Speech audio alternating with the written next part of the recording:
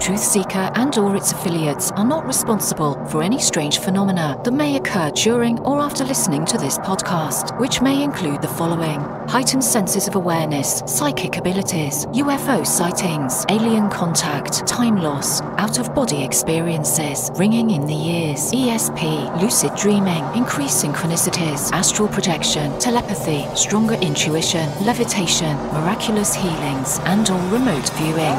Please be advised to listen at your own discretion.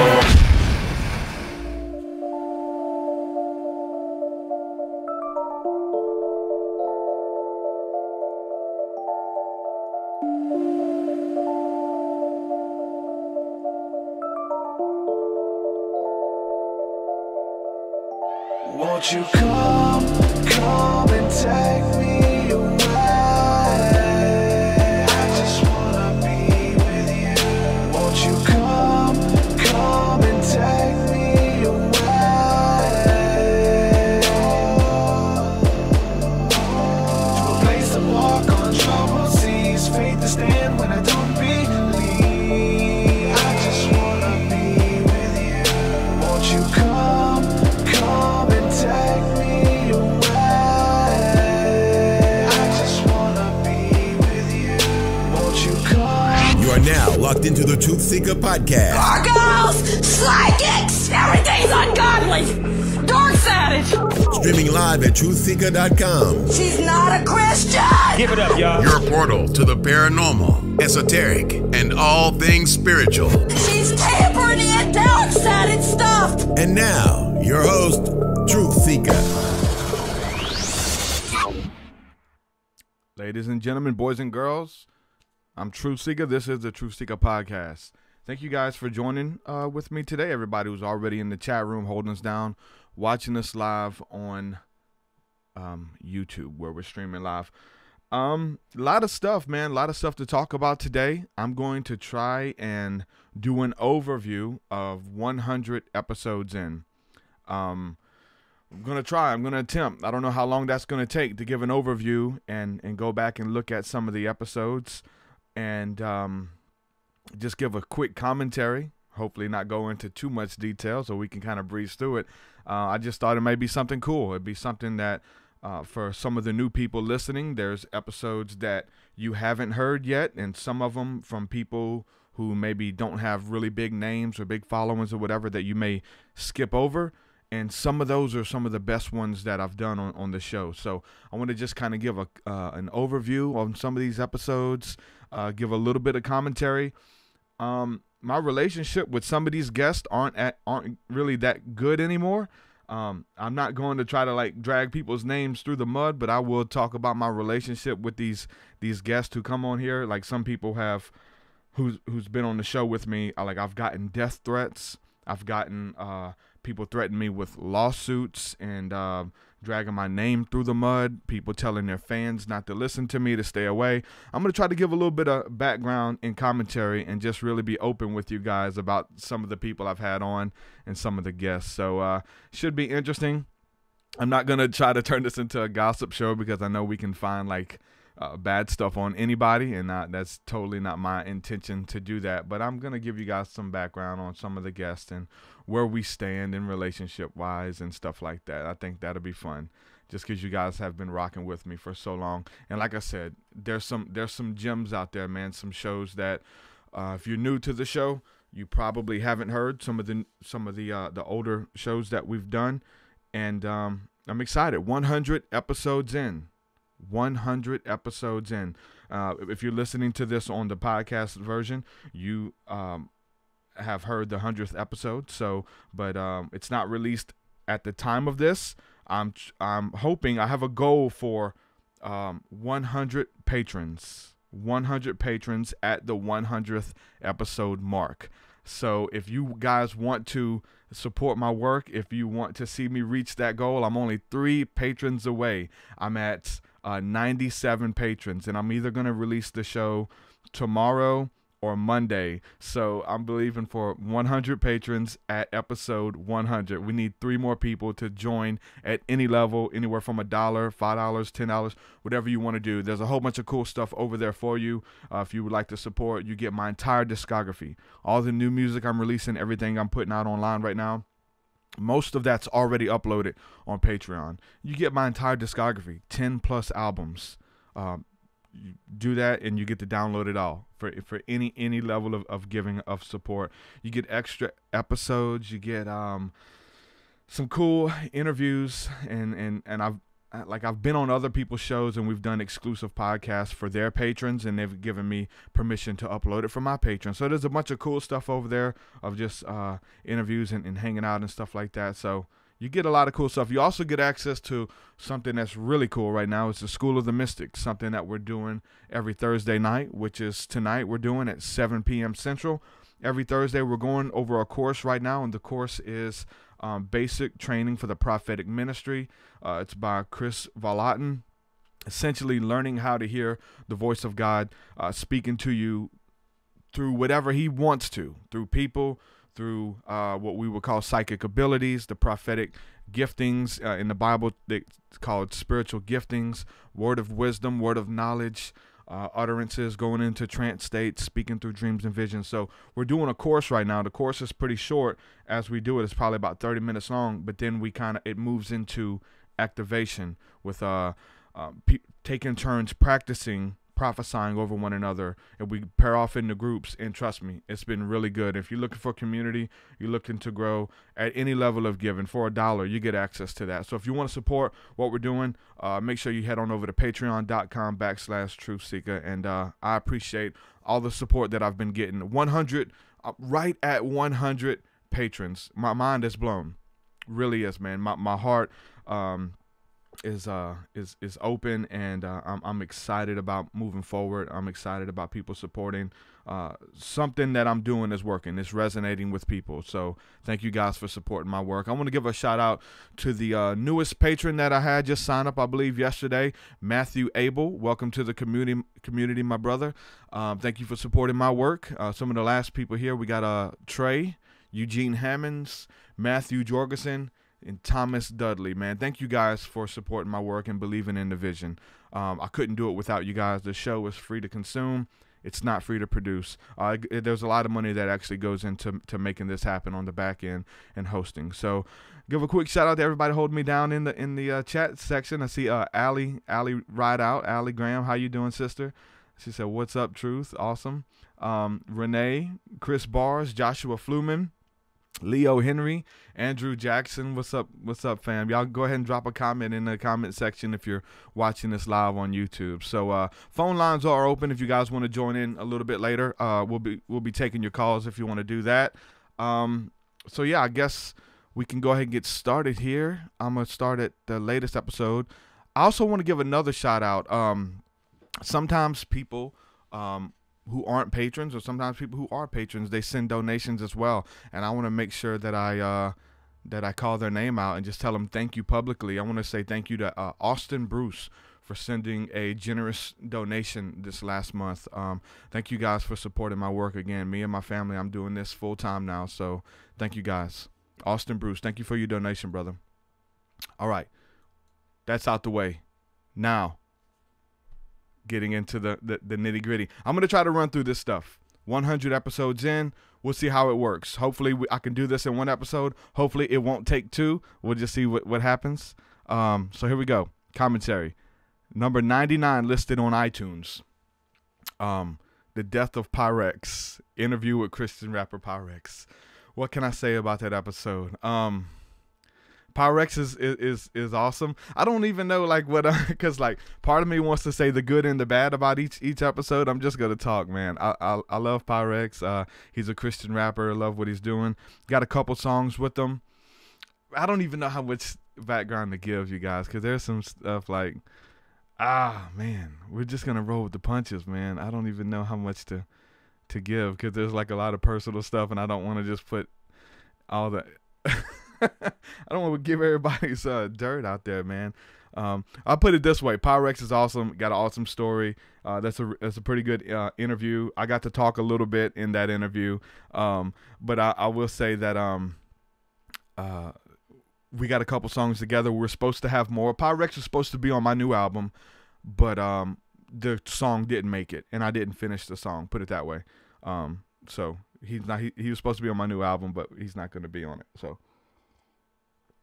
Not too many people like the song. A lot of my friends I let hear it. It just totally stylistically is really different. I love Pyrex. I love his old style. Let's say that. I love Pyrex's old style. Pyrex, if you're listening, we love it when you chop, when you rap fast. The new swag mumble rap stuff, we're not feeling it, bro. Go back to the old stuff, man. We love you. But yeah, I love Pyrex. I love what he's doing. That's just quick commentary on that. We're going to just breeze through these. I hope I'm not just going to be talking crap about everybody on each one. So, I'm going to say what comes to mind, right? What the first stuff that comes to my mind. Why hold back? Episode 98, Witchcraft and the Occult with Mars. Mars used to rap with the Insane Clown Posse. He was with a group called Dark Lotus, and really big into the occult, really big into witchcraft and all that kind of stuff. And one thing he pointed out that was when he went to Psychopathic Records and he was rapping with the Insane Clown Posse, they wanted to get into the dark evil stuff, and they would rap about it and put that kind of stuff in their music, horrorcore, and mixing witchcraft with it. But like Mars was really doing it, so they were just kind of using stories and parables about other people's lives and stuff, but Mars was really doing it, right? Mars was really in witchcraft, so he talks about his story on that episode. He's a really cool guy, real genuine guy. He wanted to do a second episode with me, but he wanted to kind of go in on Islam. He wanted to do a whole show like exposing Islam for being satanic and all kinds of stuff, so I didn't feel led to do that episode. Another thing that sticks out to me on that episode, at the very end, we had a caller who was calling in, and like, people look for truth and stuff, man. And if you're listening to this podcast, if you listen to my music, like, there's something greater that reaches out to you, man. So we had a caller call in, and he wanted like the real deal, and he wanted truth, and he was asking me about the Kundalini. And so we were talking about Jesus the whole time and talking about my testimony and Mars's testimony and evil spirits and stuff. So I wanted to give it to him raw. So he called in asking about the Kundalini, and I told him I kind of had a emotional moment, man. This a moment that I was vulnerable at the end of that show, where I told him, I said, the Kundalini is the Holy Spirit. You know what I'm saying? So that's one thing that when I talk about the Kundalini, when I talk about Tachyon energy, Chi energy, the pranayama, it's the Holy Spirit. I come from the Christian tradition, the Christian background. It's the same thing to me. I've done Kundalini yoga and all of this stuff, and it's the same spirit. It's beautiful. It's cleansing. It's a consciousness that communicates to you and through you. Very beautiful. But when the caller, I gave it to him straight up, and I kind of apologized for muddying the water, because for me, the Kundalini is the Holy Spirit. For some people, the Kundalini is demonic. The Kundalini will lead you to other people's work. So I have to be somewhat careful about mixing these terms and stuff, because it will lead you to, like, if I mention the Kundalini and it's just another word for the Holy Spirit for me, and for many of you guys watching, for some of you guys, that's a turnoff. Like, it's demonic, that's a turnoff. You're not going to go any further with me, those type of things. So there's some people who are like that. But, if I mention Kundalini, it may make you do research and start following people who are false teachers, who will lead you down a path that I don't want you to go, and that you probably shouldn't go. So just because we talk about these terms are universal for me. I study syncretism. I study what makes us the same. So you got to be careful, though. You know what I'm saying? Like, the stuff you look into, and the people, like, you got to do your research, though. Don't just take anybody's word for it, whether it's me or Bill Donahue, or somebody mentioned Carl Jung here in the chat section. So, you know what I'm saying? Make sure you do your own research. And my stuff liberates people, my music, the teachings, the podcast. But at the same time, like, if you're not careful, like, it can take you down a rabbit hole. But it's good. it's good. It's good to kind of challenge your faith and your belief, and look in and not be so dogmatic and about your beliefs, and about being so as matter of fact. That's the contention I have with a lot of people, is they're so matter of fact. This is the only way, you're wrong. Those type of people, I don't really gel with those people anymore, because I've studied so much syncretism. I've studied so much of other religions, and it's just all, we're talking about the same thing, you know. And I think there's grace that should be applied there. Okay. Episode 97, Breaking Free from Dark Energies.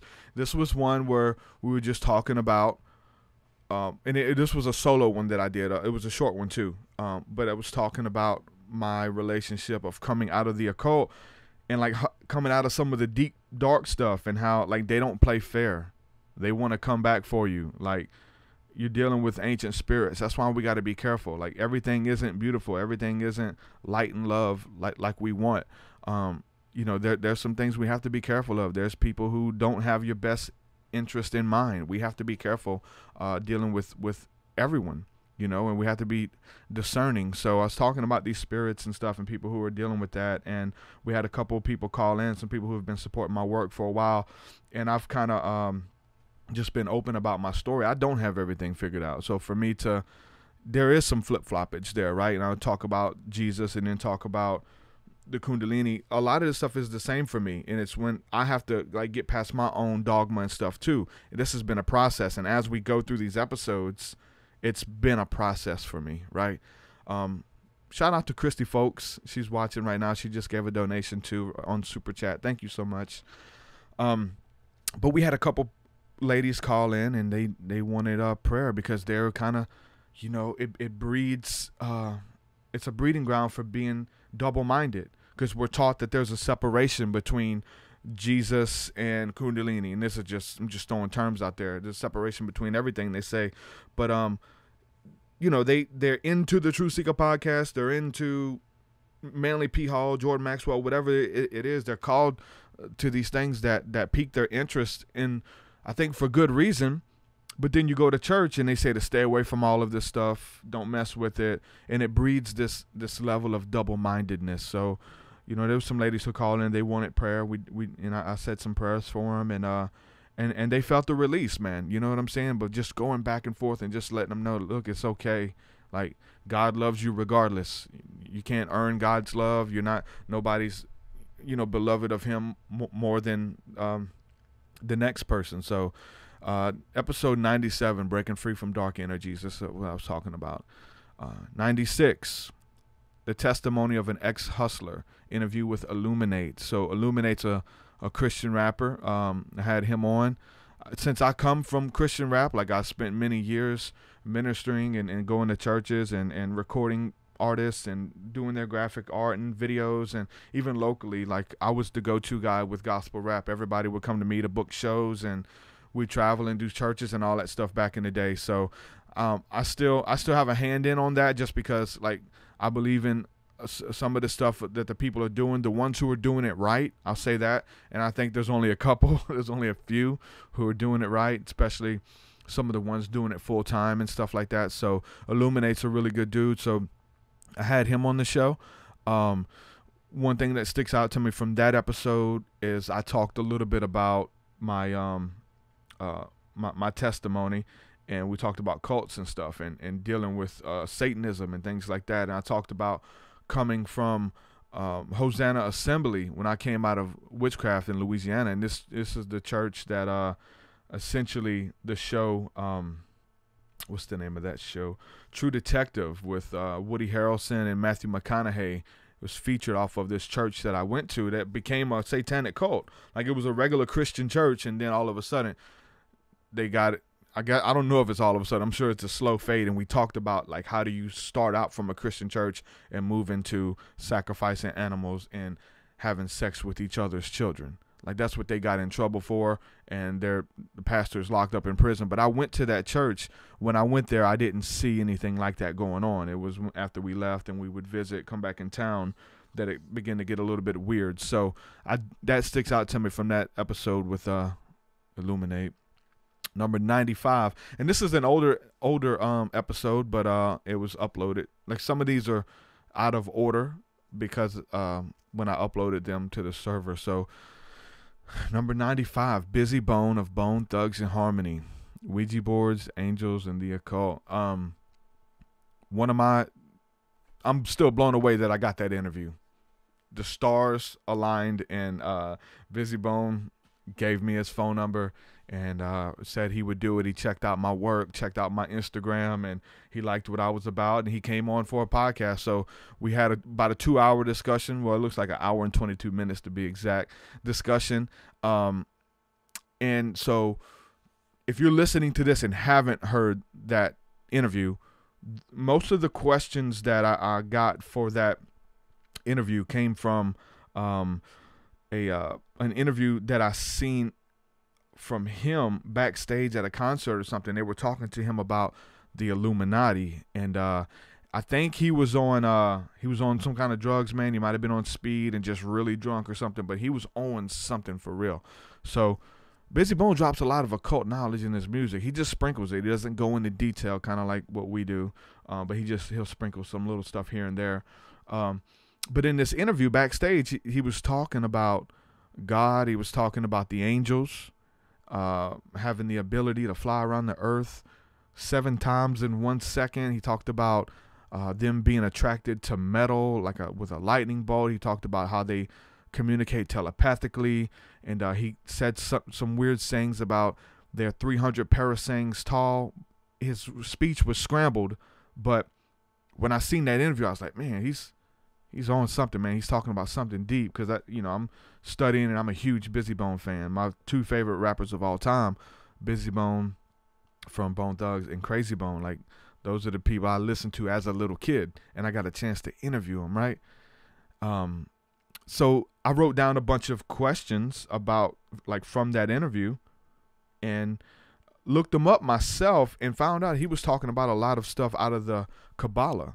He was talking about these angels, and these angels he was referring to, 300 parasangs tall. I'm like, I never even heard that. But I would Google those terms and try to look it up, and found on Wikipedia that he was talking about the angels that are over the firmament. He was talking about the angel Uriel.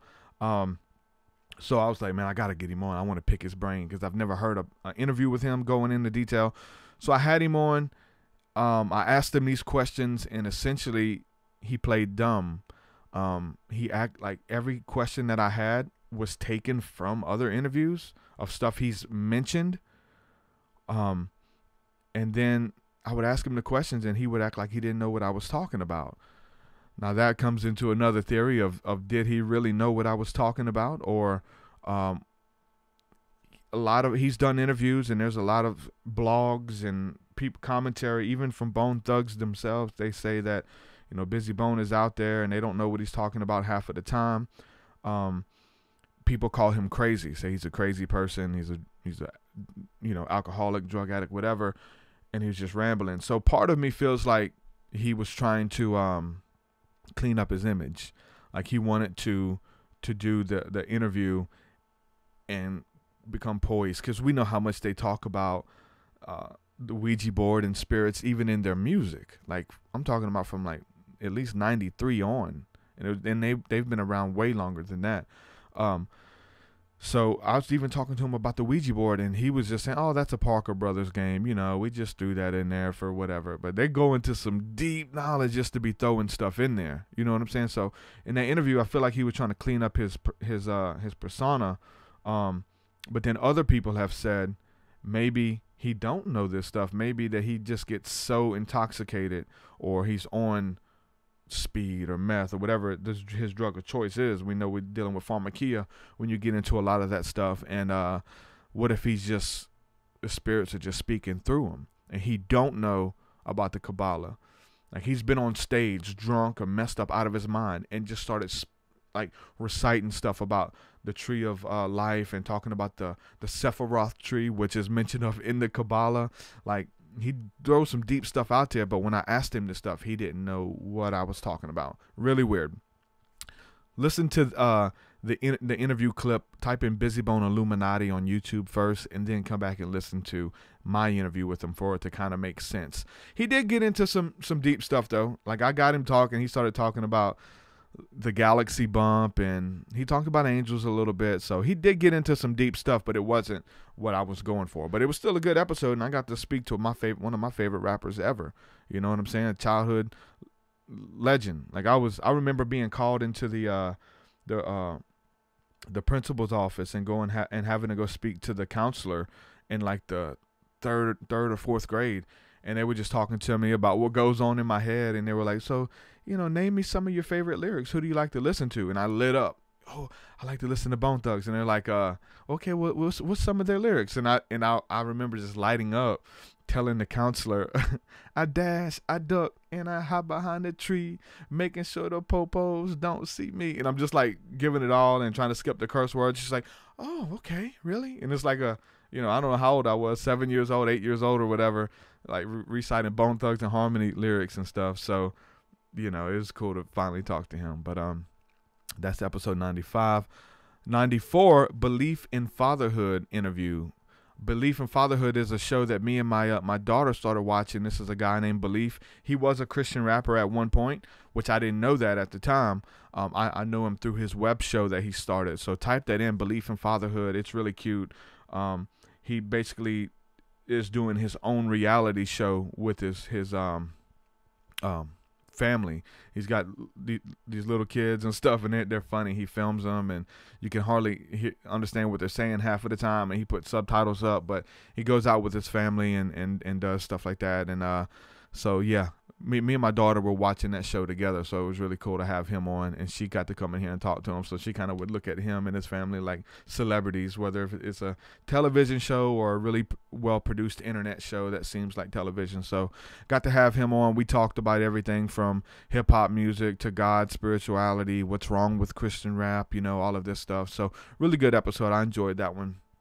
And that one doesn't have a lot of views on it. He's getting bigger. Like, as when he's like, you guys know I talk about consistency and just showing up, and he's getting bigger. Like when we did that one, he only had a certain amount of subscribers, maybe 20,000 or so, and he's probably tripled or quadrupled that since, you know. So that was uploaded May 30th of last year. So that was a good episode though. I enjoyed that one. That one wasn't just deep occult spirituality. We talked, like I said, about music and about life and stuff too. So, you know, I enjoy having different conversations where everything doesn't have to be about really deep esoteric stuff or anything spiritual. Like, I enjoy just a good conversation, you know, with things that I'm interested in. So that was good. Episode 93. Garrett Russell of Silent Planet. Silent Planet is a really cool Christian metal band that I got into recently. The lead singer, Garrett Russell, he's kind of like poetic. He kind of raps a little bit, but it's like this poetic, aggressive rapping over metal, and some of it's like melodic and beautiful, and he's doing his poetry, and then it gets really heavy and he screams and stuff. So I'm really into old school metal and stuff, so it was really good to find their band, because they're for me they were reminiscent of some older bands, and really good bands. Silent Planet, make sure y'all check them out. But it was cool because he's a Christian guy, and he was on the Warped Tour. Like, they've been doing really big shows and stuff, and they've made it essentially. And I got to talk to him about, just in passing, I mentioned psilocybin mushrooms, and thinking he would know about them, not that I was trying to hip him, and I was like, oh yeah, they're really beautiful, and I really didn't want to go down that path with him. I didn't think I would. I just mentioned it, and he's like, well, tell me more, you know. So I was like, okay, if you really want to know, here's the deal. So it's funny talking to Christians about psilocybin mushrooms, and coming from a Christian perspective, and like my beautiful encounter with that was with Christians at a retreat, and like a bunch of Christian dudes listening to worship music in the woods on magic mushrooms. So it's really really cool to talk to him about that for the first time. You know, he seemed interested too, and I was like, well, if you haven't heard about him, you are, especially on the Warped Tour. There's a lot of progressive bands and stuff out there who definitely use psilocybin mushrooms. I think Born of Osiris was one of them, and like Veil of Maya they were on tour with too, and those guys talk about that in their music too. So 92, episode 92, XXX Adult Entertainment, Sex Trafficking in Jesus. I talked to Angie Duncan about her testimony. She was a escort, and she was into the porn industry, and came out of that and gave her life to Christ, and now she works to help bring women out of that. And she had a really moving story and testimony. So that was a really cool episode that we did. That gets a lot of traffic on my website and on YouTube, simply because it says XXX in it, and adult and sex. Like, I did it on purpose, like that it would show up in the search engines and stuff. But it gets a lot of traffic, and I think people are looking up porn, like, and they find that video thinking there's going to be something in it. But isn't that cool? Like, a buddy of mine told me, like, years ago, he had the idea of uploading like porn thumbnails or something, and naming it porn stuff and putting it on YouTube. And but when you click on it, it's somebody preaching about the dangers and the cancer of pornography, right? And the dangers of getting into that. So essentially that's what they get. You know, they're looking it up. But it's not, I mean, it does say that it's her story. It's not tricking them, but it gets a lot of traffic. Number 91, Biblical Prophecies. Jesus is a worm, a snake, and more. Kindle Shoulders. Okay, so I'll say this, like, this is when I was still doing the Mythicist podcast, and some of these were under the Mythicist. Having him on, he reached out to me because he wrote a book that he wanted to pay me to feature on the episode. I was trying to do commercials and stuff, so if people wanted to advertise on the podcast, you know, I was looking into that, and I just had it open up on my website. So he hit me up, said, hey, I have a book. If you'll mention my book, you know, during your podcast on so many episodes, I'll pay you. And we did that. I checked it out, and I was excited because this was my first advertiser coming to the podcast, and I was excited about it. I told some friends because his book is called Jesus is a Worm, a Snake, and More. So I was kind of thrown off by the name of the book because I didn't want it to say anything crazy about Jesus or, you know, what Jesus was. So I was kind of nervous about it. I did look into it a little bit, but you know what? This dude, he's a paying customer, whatever. We're going to feature the book. Some of my friends were like, dude, I wouldn't do that. You don't know what this guy's going to say about Jesus. You know, you're doing it for the money and you're selling out your belief for the money or whatever. But the thing is, like, I talked about his book, and we did a little commercial, whatever, had that on a couple episodes. And then I actually had him on as well for an interview. And that podcast was really good. The podcast was really good. This dude is like, it wasn't nothing bad. It wasn't nothing crazy about Jesus. It wasn't like way out there new age crazy stuff. Like, it was legit. Like, he talked about how in the Old Testament, it talks about Jesus being a worm. Like, there's it's like a metaphor or an allegory about you know, we hear about the canker worms and things like that. That's talking about Satan or the enemy coming in and eating up all of your goods and stuff. The worms get in and they eat it up. So it's talking about Satan like that. And so we always identify the worm with Satan. But there was another worm that he talked about. I think it's called the Tola worm. And it's mentioned of in the Old Testament as a prophecy about Jesus. And he goes through detail about how this worm's life and how it was mentioned about Jesus in the Old Testament. The worm plays out the life of Jesus. Like, he sacrificed himself for his children so the children can eat off of its body. And it's just like, when it dies, it leaves a red blood stain. It's really, really trippy to go into that interview. We hear him talk about that, but it got to be a really good interview, especially at the end. We talked about intimacy with Jesus and going into the wedding chamber, and he was well versed on that, about spending quiet time and quality time in your prayer closet and how it relates to a relationship.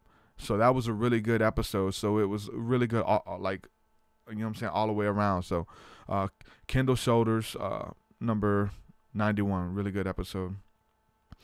Number 90, J.C. Johnson, Real Monsters, Stories in Cryptozoology. Rest in peace, J.C. Johnson, man. He just passed away recently. I really enjoyed talking to him. I first talked to J.C. Johnson when I was a truck driver.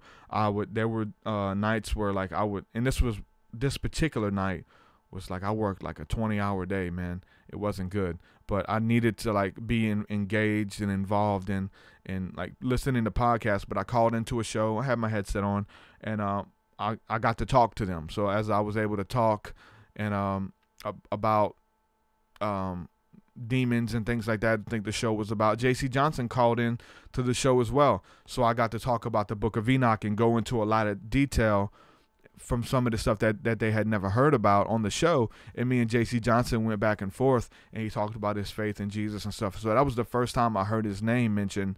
And then we added each other on Facebook, and little did I know that he's a pretty big name. He was on he's been on like the Discovery Channel and all kinds of stuff, sharing about cryptozoology. So I had him on as a guest as well, and we talked about he goes out, he's like an adventurer, you know what I'm saying? He goes out and investigates and of cryptozoology, not just ghosts and stuff, but when something like is like physically there, where it's like chupacabra or Bigfoot or aliens that, you know, are actually on the ground, he goes to investigate them, and he's got some really cool stories. That interview was special to me as well, because that was, I believe, the first time that Leo Henry, a good friend of mine, called in, shared his story a little bit. He called in for prayer, so that's a really beautiful episode, and I'm reminded that I shared that with Leo, who's a good friend of mine. Leo did the Mythicist podcast with me for a while, and he's a good friend. So he did comment in the chat section here earlier, so he's here watching. So yep, that's a good episode. Episode 89, Jordan Maxwell, the Zodiac, the Mazzaroth, and astrotheology in the Bible. That's what I named it. That's what I wanted to talk about with Jordan. Jordan is is a weird one. Chris Garner says trolls. Yep. Leo didn't do trolls with us, though. That was Alonzo. We'll get to Alonzo shortly. I did a good episode with Alonzo, too. The trolls thing was fun. I was thinking about that earlier, but it wasn't like what I was supposed to be doing, put it that way. Jordan Maxwell, he's the grandfather of esoterics of what we know it to be now. A lot to be said for him. A lot of people have different opinions of him. Some people think he's a troll. Some people think he's making it up. Some people, you know, there's all kind of stuff. I respect him. I like what he's doing. He's been used to get me where I am, you know, and I've sampled him early on in some music, like him talking about UFOs and talking about his encounter with angelic beings that came to him to show him his life path and stuff. And so listening to podcasts and interviews, and that was actually on the Project Camelot interview that I heard that, and I sampled it in a song with me and Beast 1333. So if you haven't heard that song, type in TruthSeekah Beast 1333 and listen to a snippet of Jordan Maxwell's story about meeting someone who introduced him to his life's work and took him out in the backyard. A man summoned UFOs, and I was really big into that for a while, of going out and meditating, praying, and fasting, and being able to summon UFOs on command. Like, I really got into that for a long time, and I started doing it. And part of it that piqued my interest was that story Jordan Maxwell told in the interview with Carrie Cassidy on Project Camelot. I've had Jordan on the show 3 or 4 times now, and I've tried to get him to go into detail, and he won't. You know, Jordan Maxwell is really negative on a lot of stuff. He's kind of given up at this point. He doesn't really have much. Like, he's given his life to this work, and people have stolen from him and talked bad about him and do blogs saying he's a devil worshiper and things like that. So his spirits are really down. But the latest one I did with him, it's kind of a reversal. He was a little bit more positive on the later interview that I did. We'll talk about later, because he just signed with Gaia TV to rehash a lot of his videos and re-record that stuff, and they have a huge following. So hopefully we see some good stuff from Jordan. But this particular interview, Dano co-hosted it with me. He co-hosted a few of these, but it was so dark that we had to cut Jordan off. Like, he was like literally in the spirit realm. I could feel him sucking all the air out the room, man. It was really intense, you know, just giving up on humanity. We're all doomed. You're all gonna die. And humans are too stupid to succeed, and just crazy stuff. We're like, okay, like we believe in a hope. We believe in Jesus and God who loves us and cares about us, and we are the change that we want to see. We can change it. Don't just give up. So, it's hard talking to him because he takes that stance a lot of times. I don't think he did early on. Early on, some of his stuff was different. So, anyway, that's the first Jordan Maxwell interview. Next, we go to number 88, episode 88, Santos Bonacci, The Zodiac Within, As Above, So Below. This was the first time that I talked to Santos. It was a really good interview. Some of these people I was kind of starstruck to talk to. Jordan Maxwell, Michael Heiser, Santos Bonacci, James Gilliland, and it was when I first started podcasting. So my speech was all over the place. I'm still learning how to have dialogue and how to answer questions and set questions up. And I'm still learning now, but it was very bad then. There was a lot more stuttering, a lot more and those things that I had to go back and edit to bring now. So I think I was under the name The Awakening Podcast at the time. So the name of my podcast has changed over the years of trying to find something that sticks. And finally, TruthSeekah Podcast is me. This is what I do. So that was a good episode, Santos Bonacci. I got him to endorse my work. He did me a promo video at the end telling people to check out my work and my album, talking about the power of music. Also, too, I wanted to know the episode before that, Jordan Maxwell. I had Jordan Maxwell endorse my work, too. He did a whole video talking about the power of music and awakening the fire and awakening the fire within you. So to have Jordan Maxwell co-sign my music was big at the time. This was back in 2012. Jordan Maxwell co-signed on my music and used it in a lot of his promo videos. He did like a GoFundMe campaign, and they were giving away my album, and being able to work with him, man, it was a huge honor and blessing. So that was really cool. 87, Dr. Michael Heiser, The Divine Council of the Elohim and the Gods of the Bible. That was a real good one. Dr. Michael Heiser is a very deep individual. I don't take all of anybody's work for what it and run with it. So like people say I interview like Jordan Maxwell, and I know Carrie Cassidy was like, well, if you interview Jordan Maxwell and you look up to him, he believes this and that. Well, that doesn't mean I believe it about those titles or subjects. Like, he has his truth on these topics, and let's feature that. Let's talk about that. Let's go into detail. But when it comes to some of the other topics, some of these guys are off on.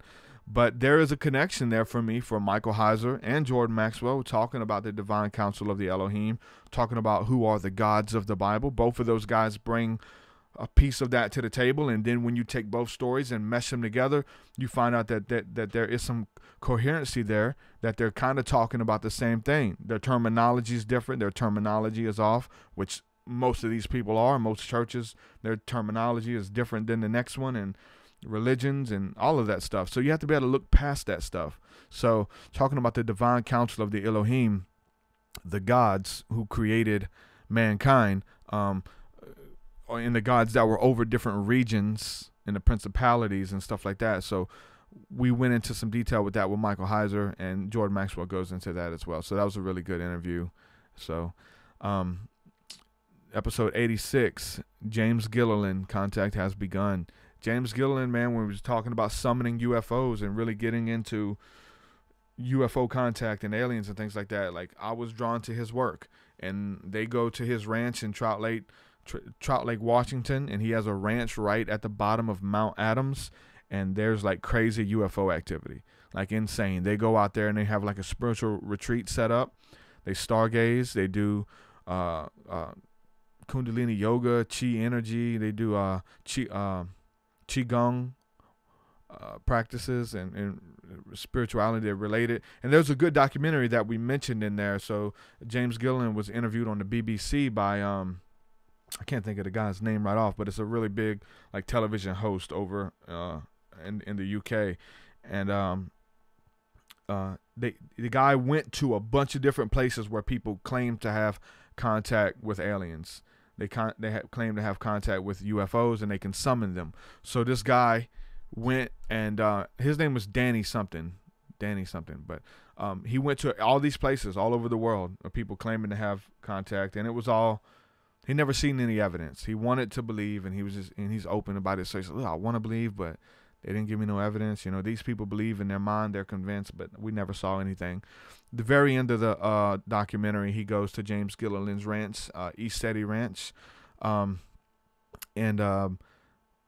they go out stargazing, and they see UFOs. But more than that, he gets into the spiritual side of it, and he's doing the breath work and doing the energy work with James Gilliland and some of the teachers there. And dude has a conscious awakening there. And he's like, look, it's more. He's like, I thought it was going to be just about trying to see a UFO, but now it's about spirituality and spiritual awakening. And he had this like come to Jesus moment, if you will, there. Someone in the chat says his name is Danny Dyer. That's it, Danny Dyer. Make sure you guys look it up. It's really good. But at the very end, he goes to James Gilliland's ranch. He sees multiple UFOs and has spiritual encounters, and his life was changed. So it was a really beautiful documentary that was done. Number 85. This is one of the best and worst interviews that I've done. Erich Dollard, The Supernatural Power of Music, Entities, Pythagoras, and Spirituality. One of the best and worst. One of the best because the information that came through from Erich Dollard, who's like, I don't know if you want to call him a physicist, but when it comes to understanding music and the ancient practice of music and to like Bach and Beethoven and symphony music and how it was created to enhance spiritual contact.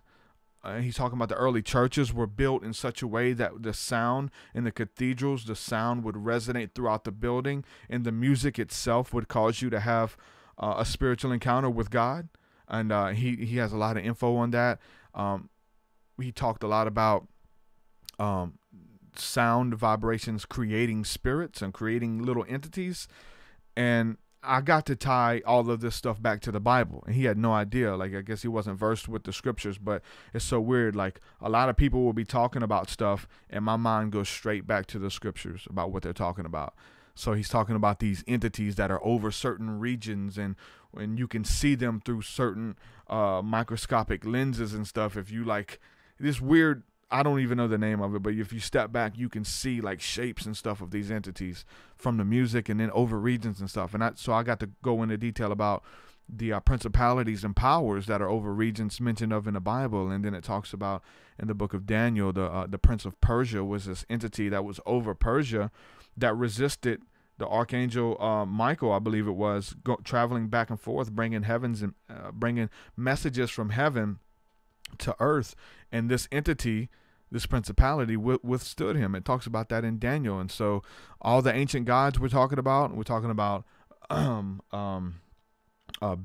and all of the ones that are mentioned of in the Old Testament, which goes into detail in the Michael Heiser interview. See, like I said, all this stuff fits together. It talks about it in that interview. These are the gods, and they were over regions, right? When they were physically here and can travel back and forth. And it's in the Bible, man. There's some really deep stuff in there. So we got into that. I say it's one of the best interviews because just some of that information that came through was just so beautiful. But one of the worst because my audio wasn't the greatest because I was recording on a different platform. And then his audio was so bad, man. Like, it sounded like zzz, zzz, zzz, zzz, like the most of it is just like buzzing almost. But if you can be patient enough and get through that and listen, man, that's one of the best interviews I've done. And there's so much beautiful wisdom came through there. Also, like I talked about the power of music on there too.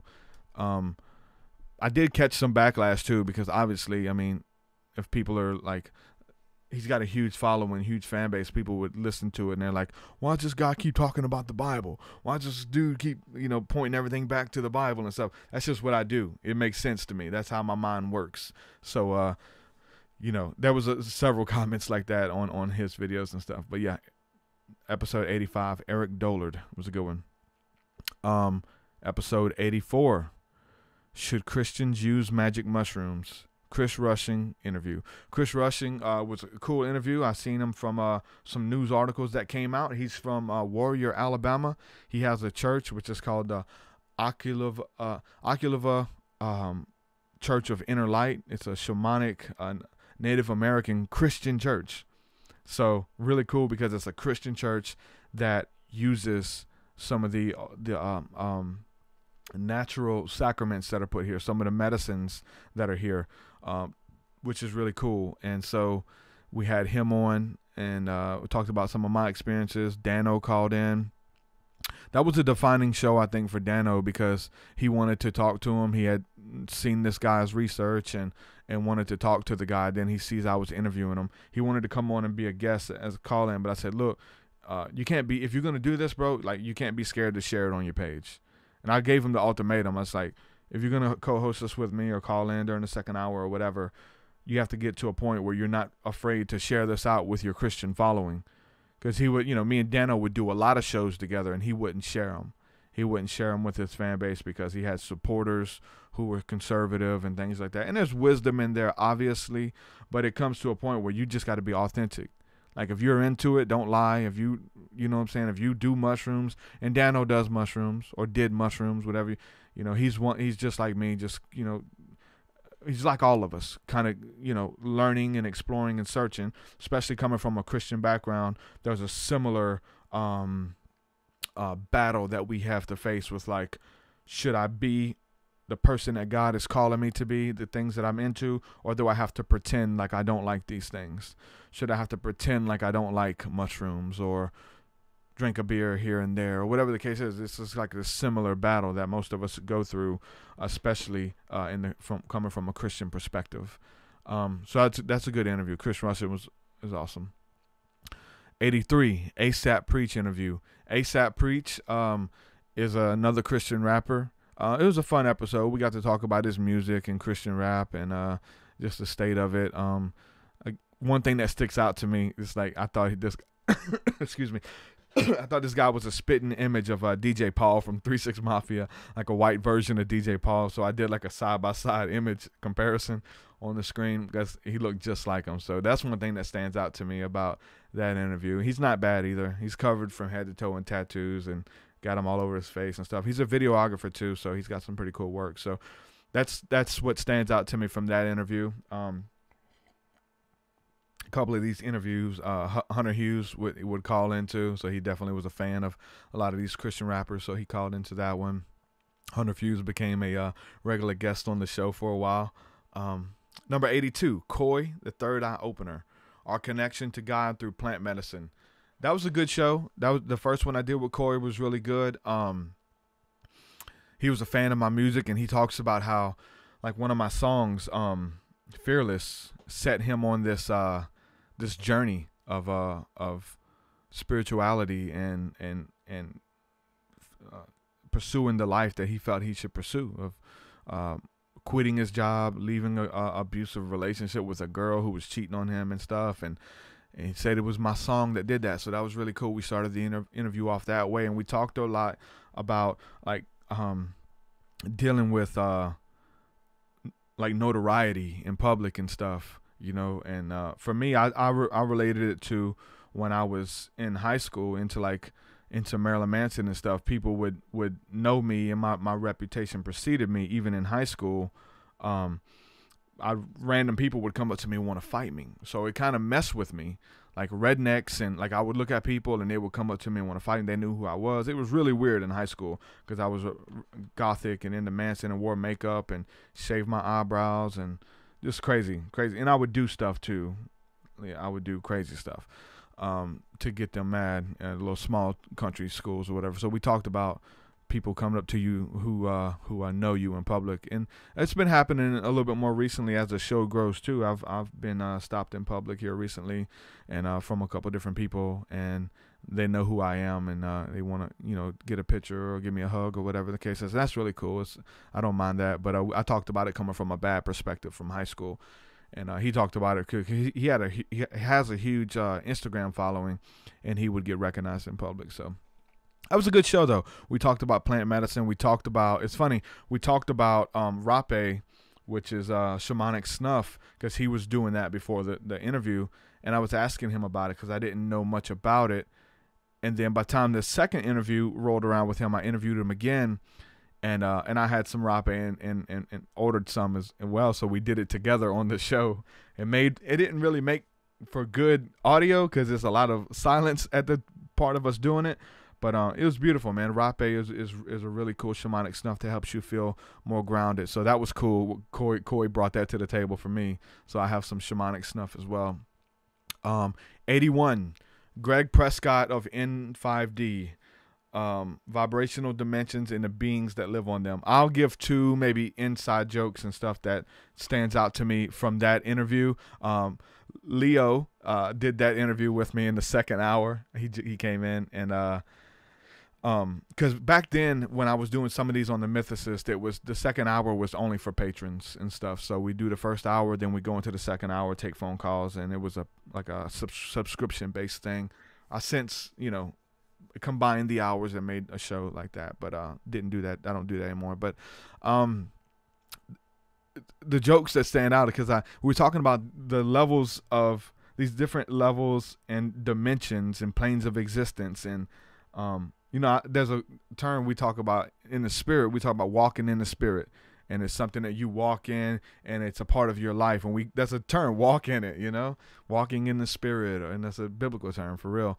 But he's talking about these different levels of like density and these different dimensions, and the 6th dimension and the 5th dimension, and these are where miracles happen, and these are where you can just speak out words and it create things through your speech, and these are different vibrational dimensions. And I asked him, can you walk in? Is this something you could walk in? And he had no idea how to interpret that. I guess he thought I was actually talking about going to another dimension and walking around in it. So it was funny that he was like, I guess I've never really, it's just so it was a really funny inside joke. Me and Leo, we message each other every now and then talking about, can you walk in it? Can you walk? And also too, something else that stood out to me there was we mentioned about Jesus and stuff, and I meant because he was talking about Buddha and talking about these teachers and stuff. But when I mentioned Jesus, I was like, yeah, Buddha, Krishna, Jesus, blah, blah, blah, blah, blah. And I kind of threw him in there with him, and he's like, caught me. Instead of just continuing with his point, he wanted to make it known that he didn't believe Jesus existed and Jesus was a real person. And me and Leo have, since that interview, we kind of went back and forth of just kind of wondering, like, what do we let slide and what do we correct? And maybe I can correct some of this stuff at the end and stuff and not check him on, because I don't do this show to debate people. You know what I'm saying? I have my beliefs and stuff, and I make sure that's known.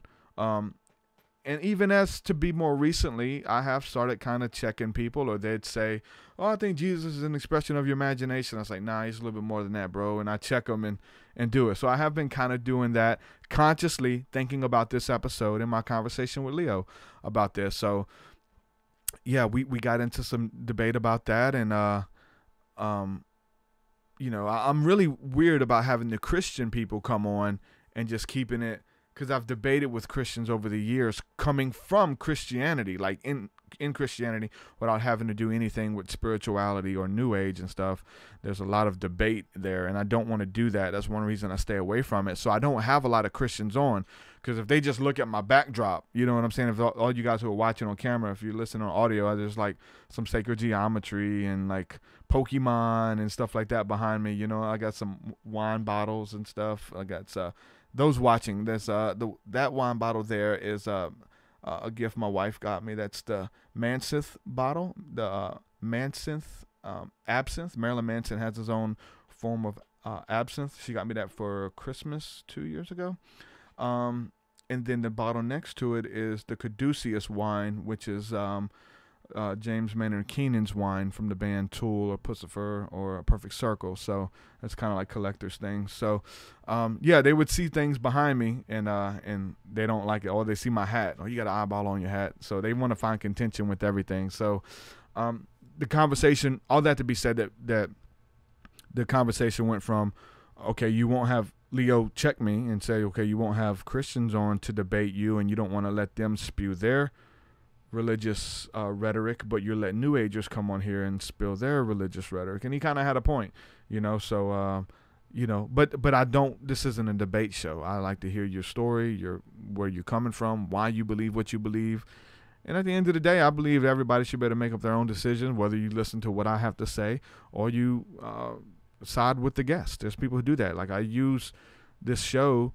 I mean, I tap into people's fan base, right? I mean, I've been networking. This show was built off of networking. My podcast and the music as well was built off of networking with people.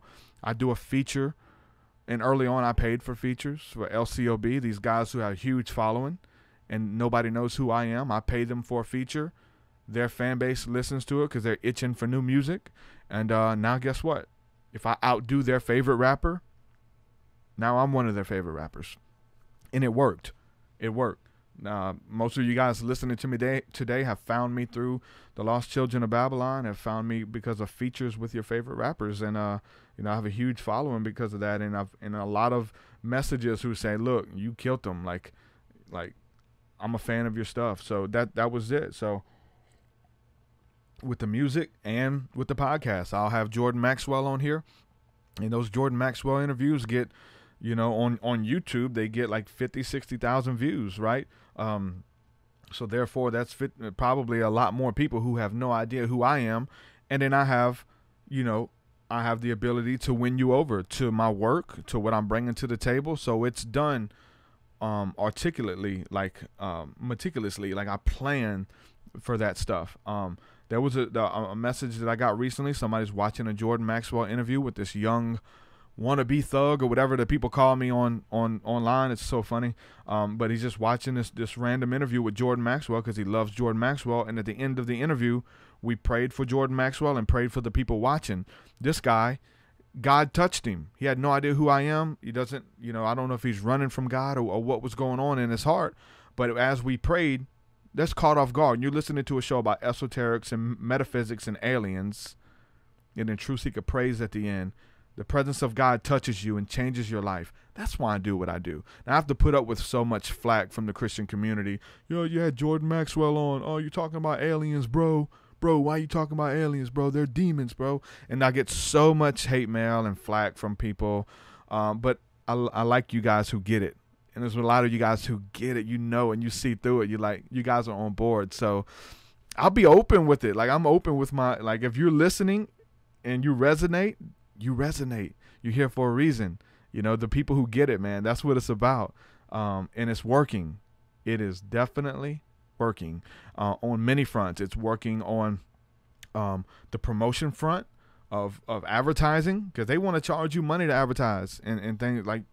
If you start something, you got to promote it. Like, you have to network and all of this stuff. You can have the best show, the best music, the best whatever. And if you don't promote it, you don't spend money behind it and stuff, nobody will ever hear it. You have the best song ever, the best album ever, and nobody will hear it because you didn't promote it and you didn't know how.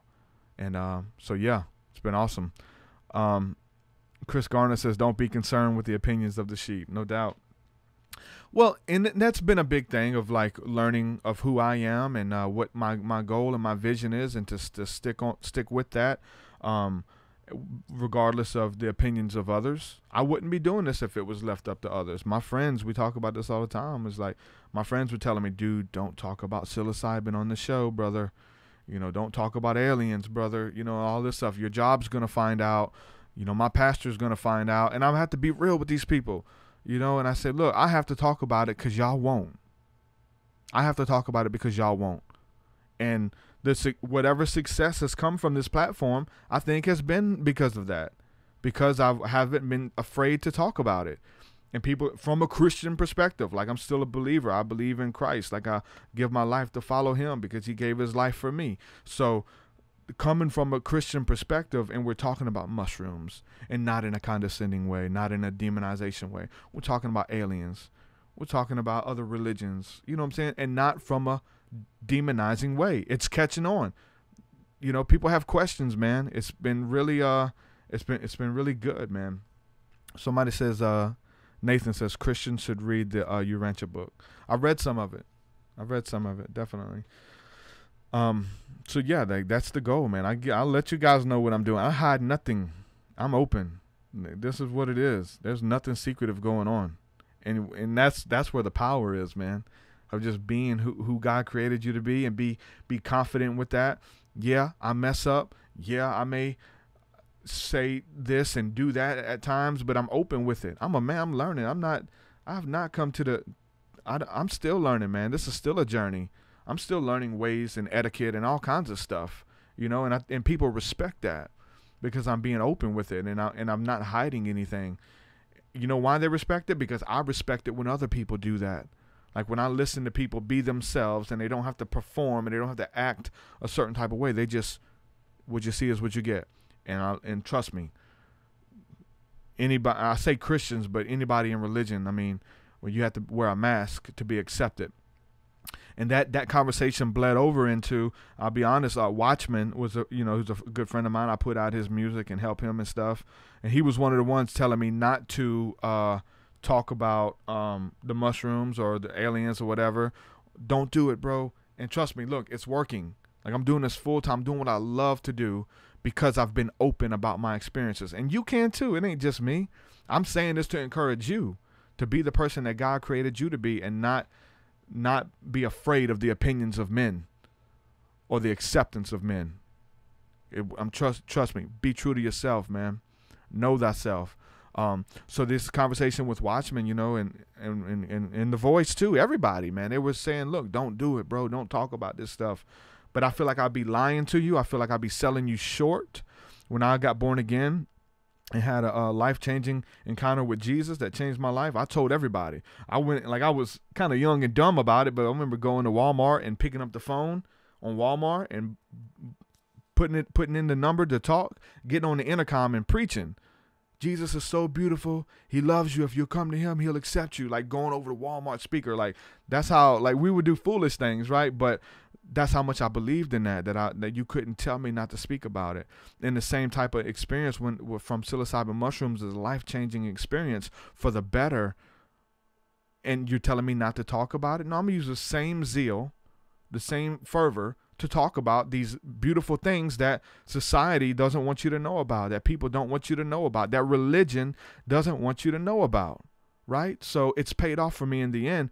And then I told Watchman, he started going to a church. And then he started going to a church and they were like, TruthSeekah, you need to come to church, bro. I think the devil got you not wanting to go to church and stuff. And I just had to I didn't go off on it, but I told him straight up, I said, look, these people find out you going to this church, this little backwoods church, and these people find out that you're working on an album right now talking about psilocybin, talking about aliens, spirituality, yoga, breath work. I said, they going to cut your head off. You have to go there and act like you're not who you are.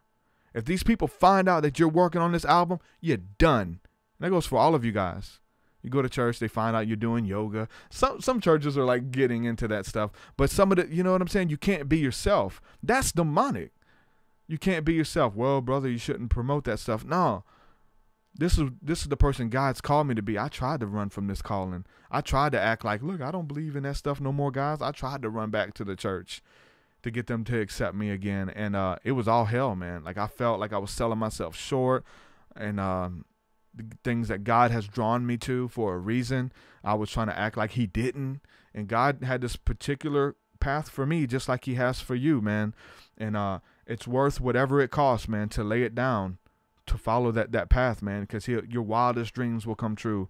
Mind has not seen and ear has not heard the things that God has in store for those who love him. Like he'll take you further than you could ever imagine. And this is just the beginning, guys. This podcast, the music, we're just getting started.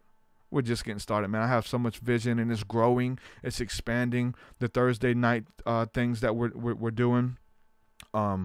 It's been so phenomenal. I see visions of us doing this live and traveling, doing this and coming to see you guys, like all of this stuff, man. So we're just getting started. Joshua Fluman says, you'll destroy yourself from the inside if you deny what you were made for. Yeah, man. Yep. That's a great divide, though, and sometimes it takes years, man, and it's this inward sanctification process till you're ready to walk it out. And some of us, like, we can't be given this platform. You couldn't, if you would have gave me this platform like this some years ago, I would have messed it up. I would have had contentions with people and called them out and belittled them to to get you to follow me, you know, all kinds of stuff, that the person that I used to be years ago. But you have to go through lessons and seasons and things like that to work out, to purge out all the bad stuff. You know what I'm saying? And then he'll refine it and give it back to you where you're supposed to be. That was Greg Prescott in 5D, number 81. We're going to keep going. Big Boy says, you're a blessing in my life, brother. Man, love your support, insight, and all your music. Thank you so much. Thank you so much. I bless you. Number 80. Kalki, spirituality, comparative theology, and beef in spiritual hip hop. Yes, beef and spiritual hip hop. Kalki's a really good dude, man. Kalki's different, man. He's out there. I'll tell you that. I don't know too many people who aren't out there, though. Whether you're in spirituality or you're in Christianity, there's a lot of weird people, a lot of weird theologies. Kalki's out there, man, but I love that dude. He's real. We had this was a second interview with him. I lost the first one that we did. Well, my channel got shut down, but this is the second one that we did.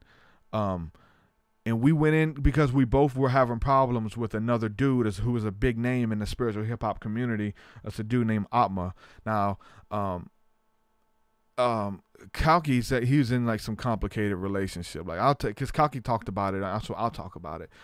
Kalki was in a relationship with so he's a guy who was in love with a girl who was his life partner, his soulmate, but she was a lesbian. So there's a three-way ring there. They tried to be intimate sexually. She didn't like it. He didn't like it. I don't know. They tried it. So that's his twin flame, but she's a lesbian. So it was a three-way relationship. And so he talked about that a little bit on I thought that was weird. You know what I'm saying? I got to call it. Yeah, it is what it is. He talked about it, you know, and that was his life. And, hey, it's 2018, right? But we talked about Atma because Atma was going in on gay people. Like Atma was bashing people, calling them fags and faggots, and using it as a derogatory term on his Facebook. And Kalki took issue with that and said, "Hey, bro, you're like supposed to be in a spiritual movement, and you're sitting here bashing all these gay people and stuff, and calling them names, or talking about he'll kill them and all kind of weird stuff." And Atma has a huge following, so they kind of got into a little bit of beef with it. I got into beef with Atma too because the fool stole money from me. Like I said, we used to pay for features. I paid Atma for a feature early on. He's on my first album that's into the esoteric stuff, which is Awaken the Fire. I paid him for a feature, and Rasul. So we had a beautiful song came out of it. Tried to get him on my next album, Spiritual Alchemy. Paid him for a feature. He never sent me the verse. I had to do like a refund thing through PayPal. Got my money back. And then I tried to do it again for the next album, 333. Atma was supposed to be on the song The Imaginatrix, which was me, Watchman, and John Illuminati Congo. I think he would have took Watchman's place, maybe. I can't remember, but it was gonna be a good song. I was gonna watch Atma on there, and Atma didn't like that beat. The beat is dope. I really love that beat, and but it was a fast beat. We're chopping on there. Like that's a kind of like the flow was consistent, and you had to come fast. And I think like a lot of people, you'll find out even when I mention Pyrex when it comes to this hip hop thing, Pyrex is a chopper. He can go fast. I love it. We all love it, right? But he on his collabs, if you pay Pyrex for a feature, we've paid Pyrex for a feature, or you know what I'm saying? On their collabs, they rap slow.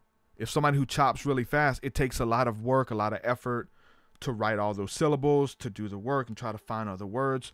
But you can write a slow rap a lot faster. So on their collabs, they'll rap slow. Even the choppers like Pyrex, you're like, hey, this don't even sound like Pyrex. Like, what the crap, you know? So, you know, if you have a bunch of features, you're just knocking them out, collecting your money, rapping fast, knocking these features out. And Pyrex was making money doing that. And so Atma, kind of same thing. It was a beat where you had to rap fast because of the tempo, and we came fast on it. He's like, "Oh, send me another beat." And I was like, "I'll send you another one." Send him a couple more, and it was the same thing because I like to chop on my stuff, not the whole time, but there's, you know, syllables I like to chop and combine, and so he never did do it, and I think it's really because that, but so he got me for the money, and it was like too long. I think I sent the money Western Union. He asked me to send it Western Union. And when you do Western Union, you can't contest it and get your money back. So I lost the money, and he never did pay me. So I was like, you know what? I'm going to be vocal about it. So on this podcast with Kalki, we both talked about our contention with Atma. And because I talked about it because there's other people who are fans of Atma, other young people like young TruthSeekah, who may send this guy some money to get their favorite rapper on a song with them, and they take your money and they don't send you the verse. It's happened. You guys don't know. I've had this happen to me so many times. It's insane. We kind of got to a place where we're like, look, we're past paying for features, man. Like, we're not doing it no more. Because now we've established something where we really don't have to pay for features, you know. So, but there was another guy named Low Key who did that to me and did that to my buddy Watchman. You know what I'm saying? And did it to Hunter Hughes. And I've been open. I've said these names. Hey, watch out for these guys, man. They're doing this to people. Hunter Hughes got a collab with Low Key just recently. Like the other day, I seen that Hunter was promoting a picture of Low Key and said, hey, feature coming soon, and he's promoting it. I'm like, bro, you shouldn't promote that until you get your verse back, man. Just letting you know. Don't promote it. Don't spend money. He's like, why? I was like, bro, we told y'all to watch out for these guys. And sure enough, he never sent them a verse. You know, never sent them a verse. Yeah, Adam, you got to watch later. Adam just joined the chat. He said we'll have to watch later. You will have to watch it because I'm going through each episode, and I'm going to get to your episode. It's cool, too, because a lot of my patron family here, a lot of people who are joining us in the chat, like I've had these guys on my show. Danny, I need to get you on my show, bro. You're a good dude, man. And so we've heard their stories, man. These people are joined in for a reason, man. So we've had them on. Adam's been on here, Joshua Fluman. We're going to get to their shows here shortly. I say shortly. We're just trying to knock it out and see how far we're going. We're going to be on episode 79, working down from 100. I don't know if I should do this in one episode, maybe a 4-hour episode or what, but I guess I probably should just keep going, right? All right, 79. Ed Grimsley, Star Wars, UFOs battling in our night skies. Rest in peace, Ed Grimsley. Ed Grimsley was a guy who he was like one of the first ones to really get out there and market watching UFOs with night vision goggles. There's this military grade. I wish I had a pair. We should do like a fund me thing, cause like to get a pair, because I mentioned it in this episode, and Ed Grimsley had a guy. Man, I should go.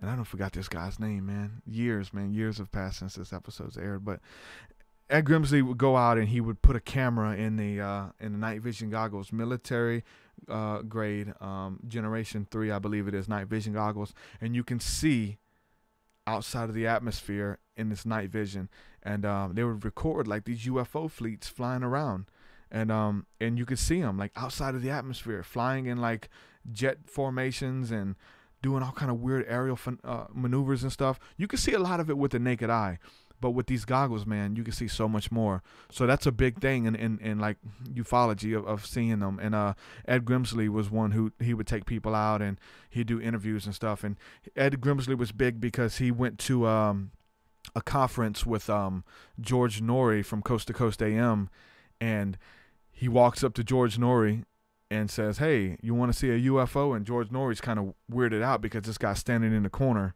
He's kind of a creepy looking guy, I'll say that. He's standing in the corner watching George Noorey the entire time. And then he walks up to him and says, hey, you want to see UFOs? I can make it happen. He's like, sure. You know, if you can make it happen, definitely. So they go on the roof of the building where he was speaking, and he shows them the night vision goggles. And sure enough, George Noorey attests that he's seen some things that he couldn't explain what it was outside the Earth's atmosphere, flying around and doing weird aerial maneuvers and things. So, but the guy, his name is slipping my mind right now. But we had a mutual friend, and I think it was from an Ed Grimsley interview, or he posted something on Facebook, and I added this guy early on. And remember, I talk about like early on needing to talk to people. When I started seeing UFOs and stuff, as a Christian, I couldn't really go to the church. They're going to say it's demons, be careful, stay away. Like, so I was calling into podcasts. I was looking up looking for people to talk to, and I found this guy. And I hate that I can't think of his name right off. But I called him. I ended up talking to this guy. He had his own set of night vision goggles, and he was really big into the work that Ed Grimsley was doing. And I talked to him. I was like, hey man, what is it? What are we looking at? How do you see it? Like, can you summon them? And just asking questions, man. And the guy spent time with me, and he called into this interview too, and spent a lot of time talking to Ed Grimsley on the interview. But I asked him about, I just asked, hey bro, is there any way like we can meet up and I can use your goggles? But he's from somewhere like way far away. I said, I'd love to use them. He said, won't you just buy your own? Won't you just do a GoFundMe on your show and get people to donate towards it, But they're like, I didn't want to do that because it costs so much money. You know what I'm saying? It's like, I think like $3,000 or something for that. But it was a good show, man. And Ed Grimsley, like I said, rest in peace, man. So good show. Number 78, Tricia McCannon, Jesus and the Mystery Schools, Angels and How to See Them. Tricia McCannon was one that I heard on Coast to Coast, and her stories of dealing with the brotherhood of the white light and talking about Jesus and Maitreya and having these encounters with Jesus and with fairies and stuff like that. Those stories, man, they would, what I'm saying, they would blow my mind. So that's why I like to have people on this show to share their stories, because I remember listening to Coast, and the stories is what got me. People sharing these stories, man. I loved it. So listen, and I would listen to a lot more of her work because of that, because of her sharing about her experiences with Jesus and these beings appearing to her and stuff. And I wanted to know more. Like, I've had that happen to me. Like, you want to talk to somebody, and I had her on to kind of talk about those experiences too. Tricia McCannon. She actually has a mystery school in Atlanta, Georgia, called I think it's called the Phoenix Mystery School. A really cool lady. I like her. Number 77, Making Esoteric Knowledge Tangible. Chris Harmon of Esoteric Empire. Chris Harmon founded Esoteric Empire. I had he was cool. We started building early on.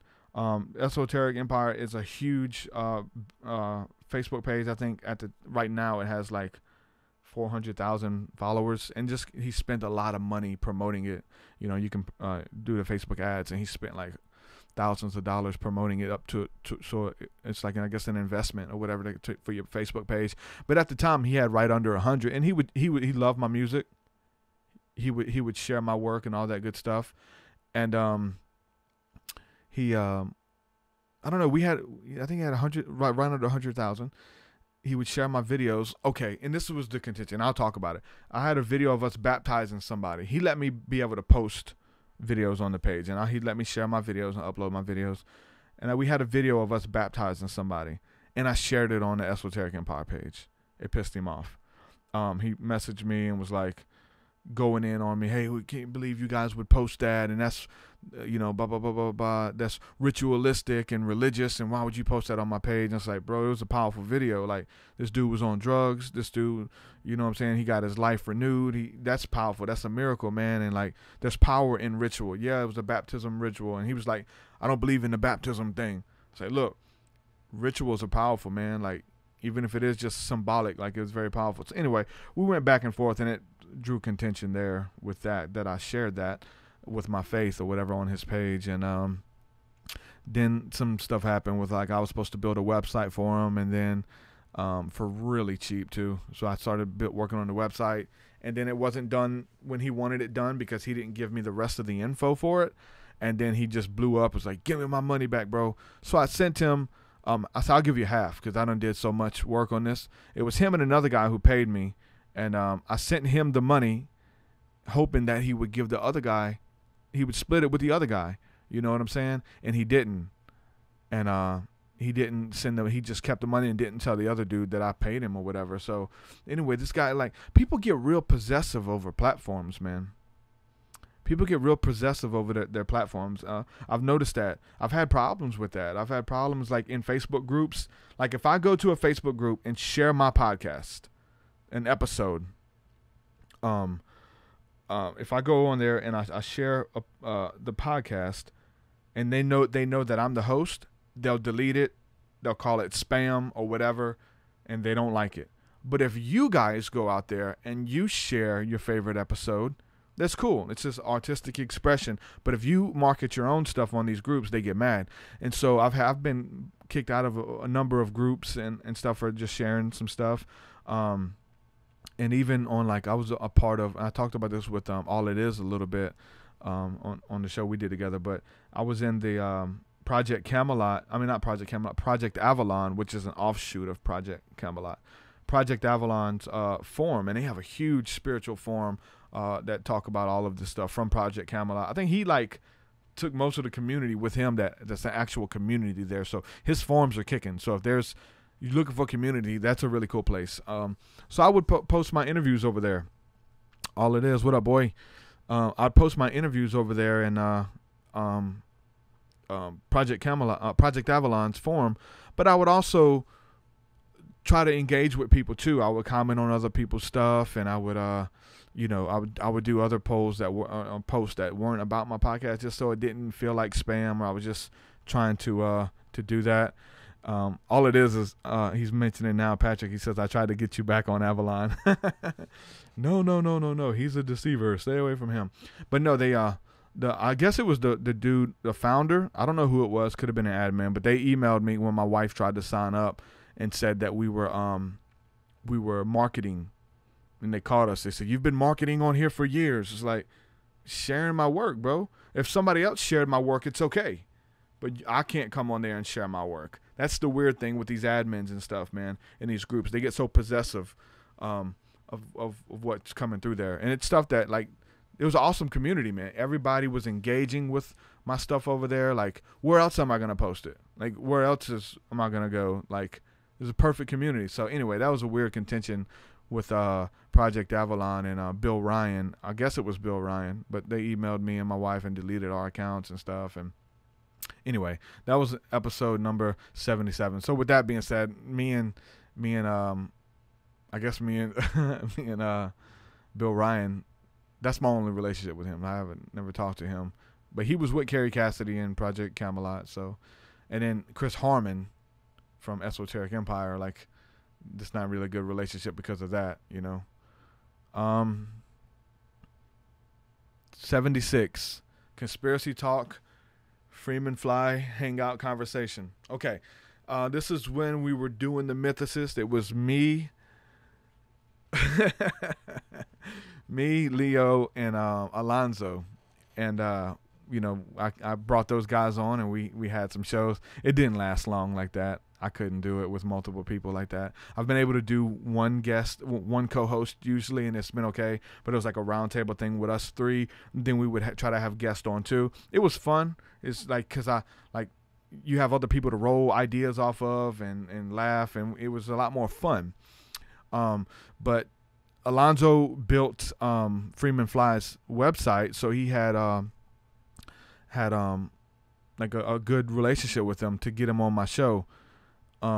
So he got him on, and he wanted to do a show where it wasn't about esoterics and about spirituality and stuff. He wanted to just hang out and talk about music, because Freeman Fly plays in bands and he loves music. So it's like, yeah, let's do something different. Let's just get Freeman on here. Freeman's a legend in the esoteric occult stuff and research and stuff. He's come out with a lot of theories that went mainstream and other people have covered, and Freeman doesn't get the credit for. So we had him on, and we were talking about music and stuff. But Alonzo and Leo kind of had it out, because Leo talked most of the time with him, and kept it about spirituality and the occult and stuff like that, because he was talking to somebody he looks up to. I guess, like, the way Leo was kind of hosting the show with me was like how I felt having Jordan Maxwell on for the first time. Like, I wanted to talk to him. I really wanted to pick his brain. So he came on there, and he talked most of the time, and it was just it was a little weird or whatever. But it kind of created this bad blood from that point out between us three trying to work together in the future, which we tried to, and it just blew up. It got really weird on there, and we'll maybe talk about that. I don't know. But Freeman Fly, really big name. They're trying to. Alonzo says he's trying to get me on that show. He's been trying to get me on there with Freeman. But that moves us on to the next show, number 75, which is Mental Alchemy, Transformation Through Trauma with Alonzo Pichardo. So I ended up having Alonzo on sometime later after that fell apart when I started just doing the TruthSeekah podcast. I had Alonzo on to talk about his story. And that right there, man, that was a good episode, guys. You guys need to go back and listen to that one if you haven't yet.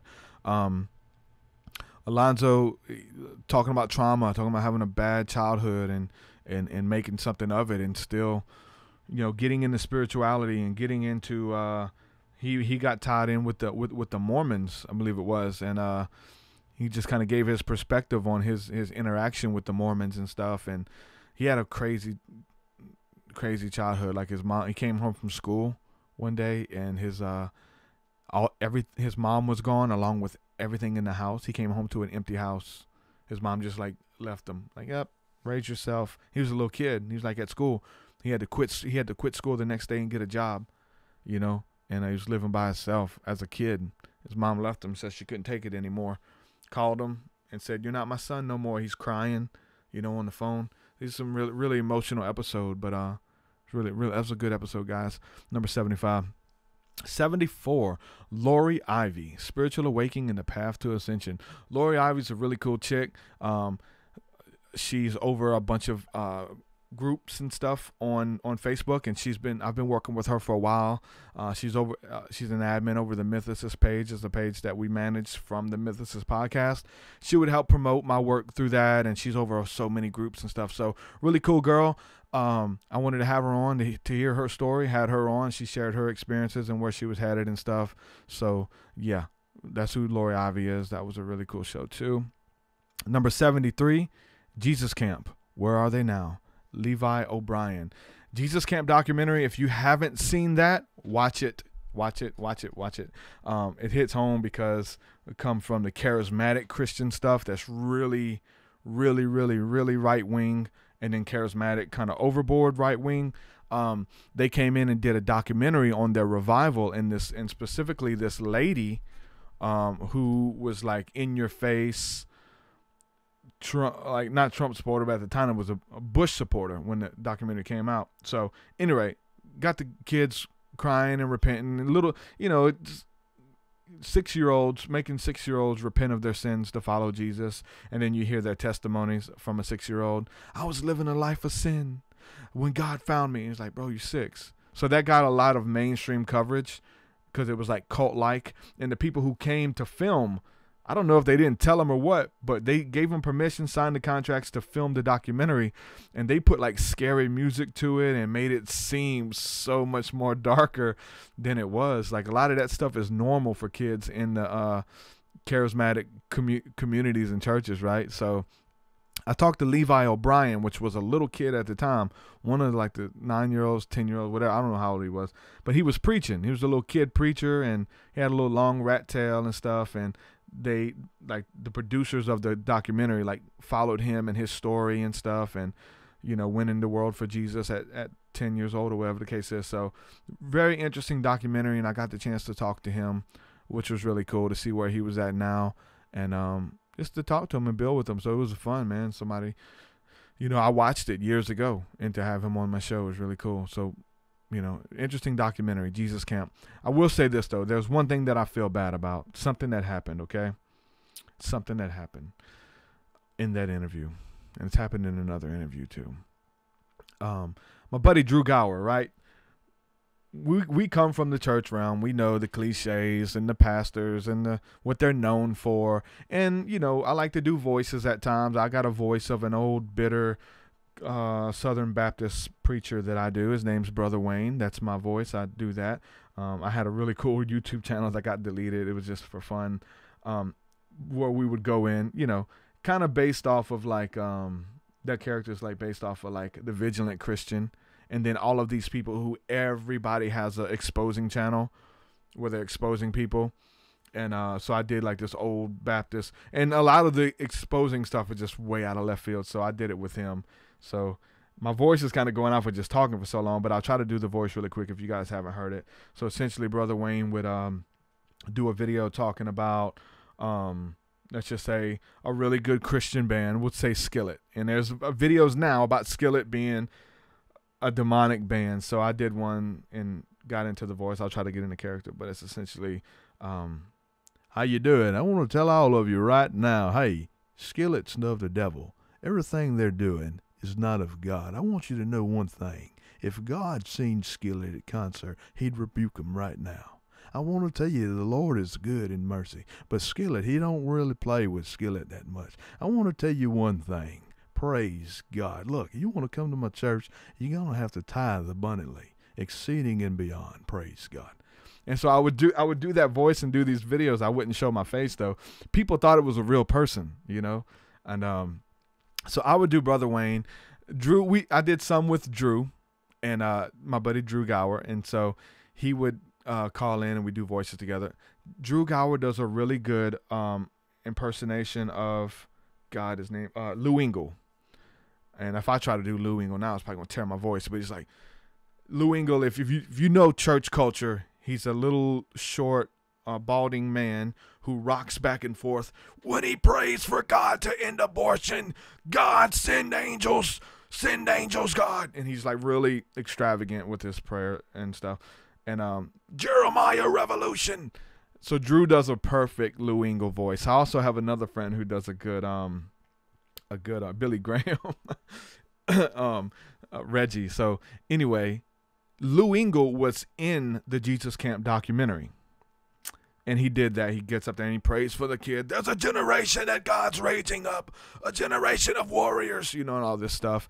And so Drew calls in, and this kid from Jesus Camp, he really drew close to Lou Engle during the documentary.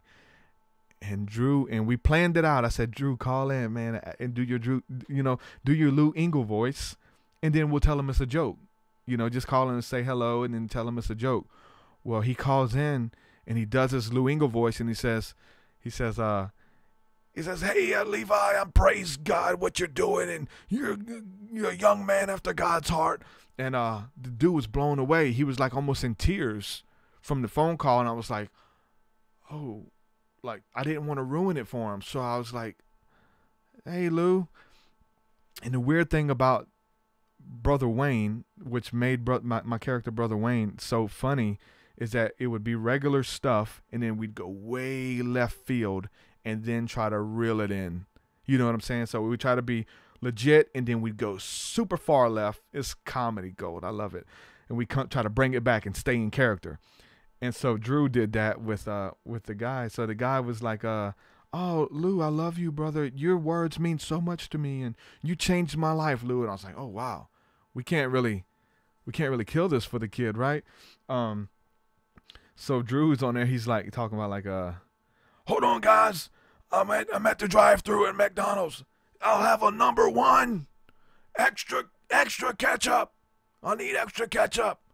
All right, guys, I'm back. And he would just do little funny stuff, and like it was insane. But it's like, look, we can't really ruin it for this kid now. You know what I'm saying? Like it'll ruin him. But so you look at, like, I know Joe Rogan would always talk about like the psychedelic dimension, and you feel like you met these beings and these angelic entities that came to you on psychedelics. And did you really meet those entities? Were they really there? Or was it all a figment of your imagination? Either way, your experience is still the same. The information that they brought forward, the communication that they had with you, it all transforms and changes your life, and you still feel like you had that encounter. So I guess that's kind of like the stance I took with Levi, because like, even though like he didn't really talk to Lou Engle, he felt like he did.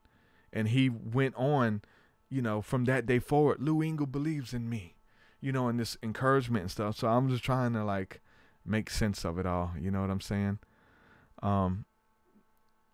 Chris Garner says, you had me fooled with the Brother Wayne stuff. I knew it was an inside joke, but I never knew it was you until now. Yeah, when we did the Trolls thing, man, I recorded Brother Wayne calling in as a caller and going in on each person who was on the show. I think we had 6 of us at the time.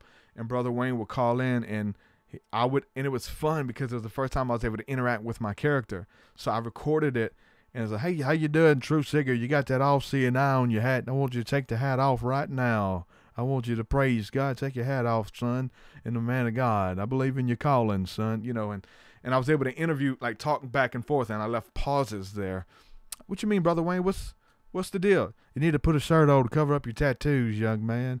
And I went in on each person and gave them room to talk. So it was really cool when I did that. But and I thought about trying to do a whole episode on the TruthSeekah podcast, maybe episode 100, but we had another guest for that. But I thought about trying to do it. You know what I'm saying? Now that you guys, I killed the magic behind it. You guys know it's me. It would be a whole episode, a whole hour or whatever of me talking to myself, and it would kill the magic. But for those of you who would think that it's a real person, it could be entertaining, right? So I'm probably not going to do it now, but yeah, that's Brother Wayne, and that's the Jesus Camp and Lou Engle and the voices and stuff. He did that on another show too. Some other Christian guy we did, and he called in as Lou Engle or whatever. But anyway, episode 72, Tim Freak, The Deep Awake, How Meditation Practice Induces Spiritual Awakening. This episode, man, I don't think we're going to make it all the way down to all these episodes. I may have to stop at a certain number because we're almost 2 hours in. May make this 2 parts or something.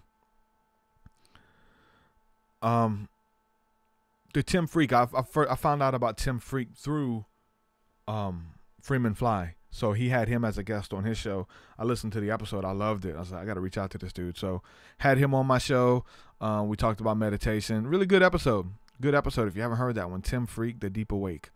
That's the name of his thing. 71. Spirits in the Sky, Michael Basham. That was the first time I talked with Michael Basham. He's a really cool guy. He's in Taiwan. He's an American, but he lives in Taiwan now, where he's teaching and training people how to speak English. That's what he does for a profession there now. But he's also like a missionary, teaches them the Bible and stuff too. So he's in Taiwan doing that. Really cool guy. He's a part of the Fringe Radio Network, which they picked me up. So now I'm part of that network and in that community. So really cool first interview with Michael Basham.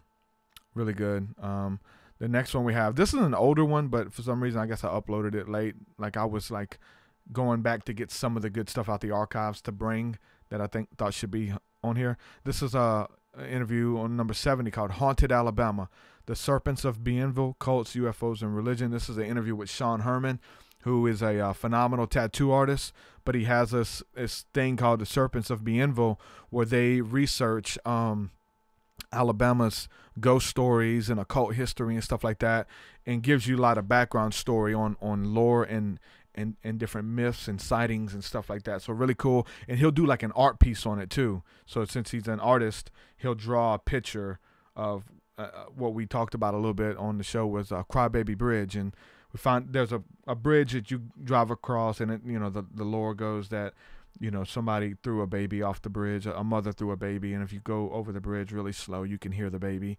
But we could find out like there's a Crybaby Bridge in almost like every city, like all over the U.S., you know what I'm saying? So that was a good episode. He's a really cool guy. So that's that.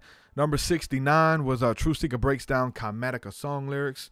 That's essentially what it is. It's an hour of me going through each of my lyrics from some of my songs. This particular one was Chromatica. I'm probably going to do more of those.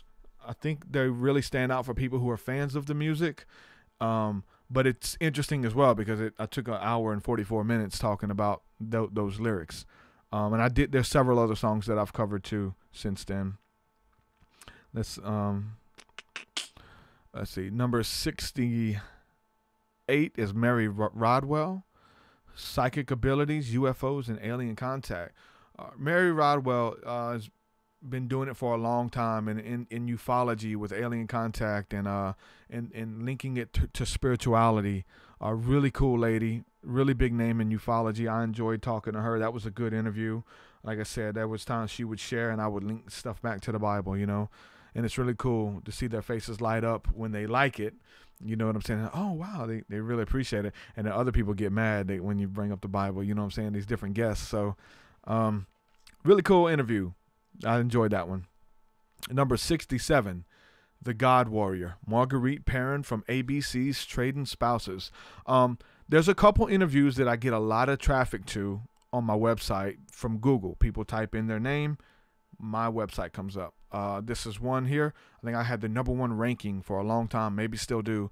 The God Warrior Marguerite Perrin. You have to watch that entire episode. That was insane. But this aired probably, man, this probably aired in like 2007 maybe. I don't know what year it was in. But she was essentially as a trading spouses. They took this, more conservative Southern Christian lady, and they sent her to go live in a house with some pagans, a psychic lady, and her family, and they, did like the solstice and equinox parties and all that kind of stuff. She went and stayed with there, and she like had panic attacks. Like she couldn't be around it. She felt like she was under attack. You know what I'm saying? And it was just way out of her comfort zone. She got famous because she blew up. Like when she went home, she was having breakdowns the whole time.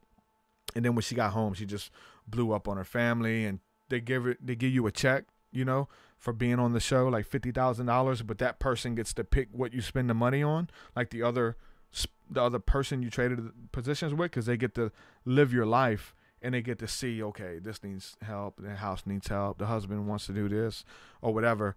So she freaked out, tore the check up, and very dramatic breakdown. So I actually met her in person years ago. I went over there and went to her house. They invited me over for a cookout and spent the day with her and her family. So that was really cool. So we got to catch up. We talked a lot about the show, and then we also talked a lot about Ponchatoula, Louisiana, where she lives, and that's where I grew up. I grew up in the same city. So we talked about like places to eat and different little bitty small cities around there. So it was really cool, especially if you're from the area.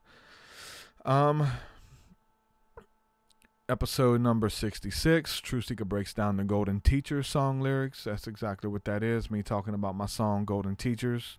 So listen to that one if you want to go into some information on that. 65, 7 of Hog Mob being an outcast in the ugly side of Christian ministry. 7 of Hog Mob is a Christian rapper. When I talk about people who are doing it right, he's doing it right. He goes into the ghettos and hoods all across the U.S. and shares his testimony, his love for Jesus, and changing lives, man. Really, really good dude. I'm connected with him. I built his website. I also built Illuminate's website. A lot of these Christian rappers, like, I build websites on the side, so I was able to do there. So I'm over his site, so I have communication with him through that. But he came on the show.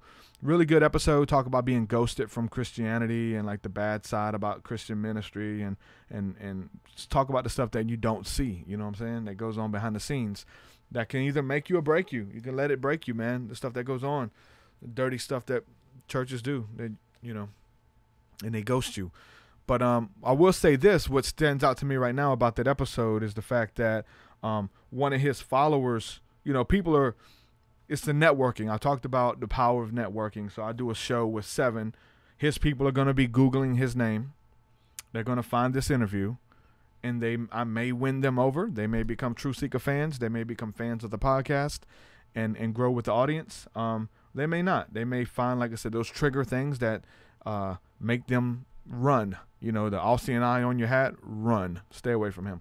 So anyway, he had what he called me up and had contention because a baby Christian, is what he said, was listening to my show with him, and maybe they clicked on another one, maybe they liked it, then they heard another one, which is, some of these shows are night and day. Some of these shows are with Christian ministers, and we keep it all about Christianity. You know what I'm saying? But at the end of that one, I know for a fact I did talk about mushrooms and things like that. But I have everybody from all walks of life on here. You know what I'm saying? So what's up, Hunter, joining us in the chat? Gave you a shout out earlier, man. Talked about you a little bit. So anyway, one of his fans was listening, and they contacted him and was like, hey, TruthSeekah's talking about tarot cards and how blah, blah, blah, blah, blah, blah. 7 calls me and says, hey, TruthSeekah, I got a question for you, man. One of my fans was listening to your show because I was on it, and you told them to get tarot cards to talk to God. I said, no, never said such thing. I do have a set of what can be categorized as Christian tarot cards. They're called tarots the Tarot of the Most High. And I talked about it. I definitely didn't say that you should get cards to talk to God. I said, maybe God will talk to you through these cards. Definitely would say that and vouch for that. Just like God will talk to you through anything. I've had God talk to me through watching an episode of Sesame Street before. And God read my life and it played my life story and he gave me revelation. So I believe God can use anything. So I told him that, and I told him my stance and told him my beliefs and stuff, and I won him over. I was on the phone with him for about an hour and eventually won him over, and he understood what I was saying, and I told him my aim. And so yeah, that's what stands out to me about that too. He did call me and check me, but then other people have said you should give a warning or a disclaimer at the beginning of your videos. It's like, I do.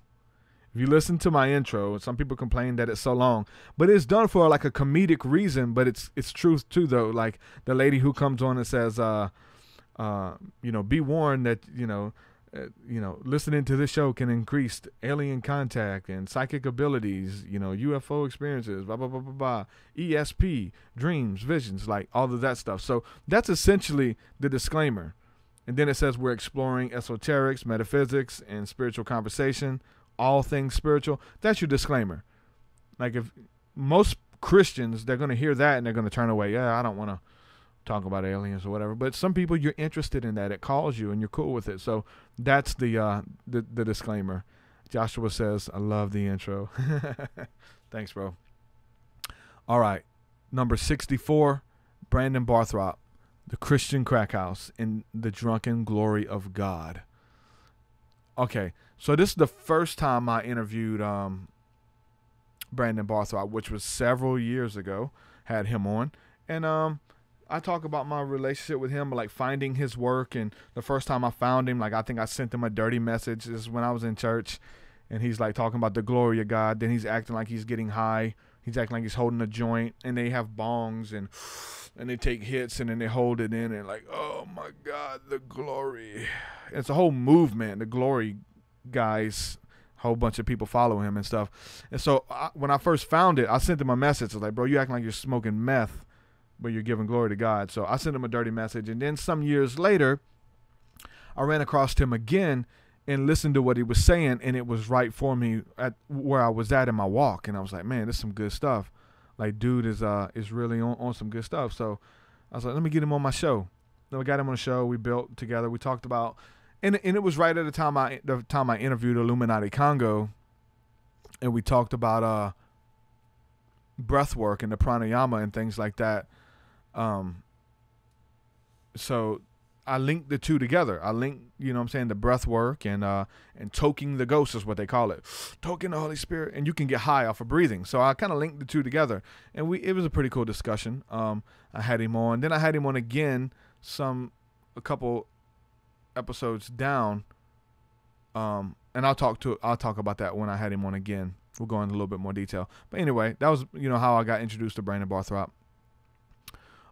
Number 63, Dan Oskopinski, The Path of the Christian Mystic. One of the best interviews we've done.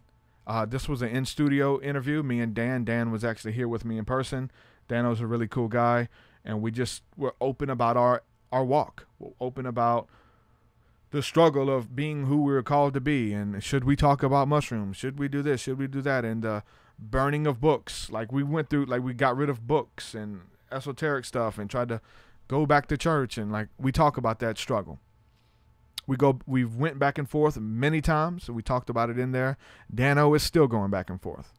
So it is what it is. It's a good episode though. Really go back and listen to that. The next one is another Jordan Maxwell interview, number 62. Jordan Maxwell, The Dark Side of Religion and the True Meaning of Words. This next Jordan most of the Jordan Maxwell interviews are similar. It is what you get. If you like Jordan Maxwell, you know what it is. You got to put up with some BS at times, but if you can hold on to some of the truths, it can be turned into a good episode. Okay, so then we interviewed Brandon Barthrop again. And I interviewed him again. It came back into my mind just to have him on because I seen that Vice, because Brandon Barthrop was interviewed by Vice about this whole drunken glory and token the ghost and stuff like that. Vice, the HBO series, they interview a lot of fringe weird stuff. So they went and interviewed Brandon. I thought they did a good job on this documentary, right? I thought they did a great job. So we talked about that, and actually me and Dano had him on this one. Dano was with me on this one when we did this interview. And so I wanted to do the interview again because Vice uploaded a clip to their Facebook of from his documentary that came out some years ago, and that thing blew up. And like everybody's talking about Brandon online. I was like, you know what, since this is kind of coming back up, let me have Brandon on. We'll talk about the documentary some more, you know. And I liked Brandon, you know what I'm saying? So I had him on, and that brought his name back out to the forefront. And as I shared, you know, that I was gonna have him on, people were like, hey man, stay away from that guy. That guy is on some weird stuff, bro. You know, and I was like, and he is. You know, aren't we all though, right? So I try to take up for him. I see the good that Brandon's doing, and this Brandon thing brings a lot of stuff to the table because I see the good that he's doing, right? Yeah, he's weird. He's bat crap crazy. You know what I'm saying? He's doing weird stuff, toking the ghost, walking around acting like he's high, all kind of weird doctrines. You know, playing the victim. A lot of weird stuff that's probably dangerous, you know, can be dangerous. He's talking about having sex with God, having sex with Jesus, intercourse where they're like, you know, he got into curse words. And that's what I named this one, Curse Words, Mimicking Followers in the Vice documentary. Maybe he got mad at the title. I don't know. Who knows? But I had him on and we talked about that stuff because the Vice thing was blowing up, got millions of views within like 3 or 4 days. It got like 6, 7, 8 million views. So people are telling me, look, don't interview this guy. Stay away from him. He's bad news. So it's like, you know what? He got some weird stuff. I'll admit it, but he's doing good. Like he's helping people get off the street. Like he's taking in drug addicts. He's doing the work of the ministry. That's what I'm about. He's doing that and it's working. He's effective. Even though he is weird, crazy as all get out, he's effective. So I believe in that. So I had him on and shared him. And I had people who are in my audience, they drew the line there. It drew the line with Brandon Barthrop, you know, and it's like, you know, if you're doing this, your level of discernment is so off, TruthSeekah. If you're promoting Brandon Barthrop, I'm done. Trust me, I got that, and I said, you know what, I believe in Brandon, man. We're gonna do it. So I did the interview, and maybe because of the name, like I do pick names of I try to name my episodes in ways that would show up in the search engines, that would pique your interest. And we talked about this stuff. We talked about Brandon cursing because Brandon Barthrop went on this weird tirade where he was wanting to curse everybody. Like he was cursing, he was quote unquote redeeming curse words, and it got really bad. Like he was like it was like disgusting bad. But I kind of seen what he was doing and why he was doing it, checking people, checking a religious spirit at the door. I could see it. I can ride with it. Let's work with it. And then we talked about mimicking followers.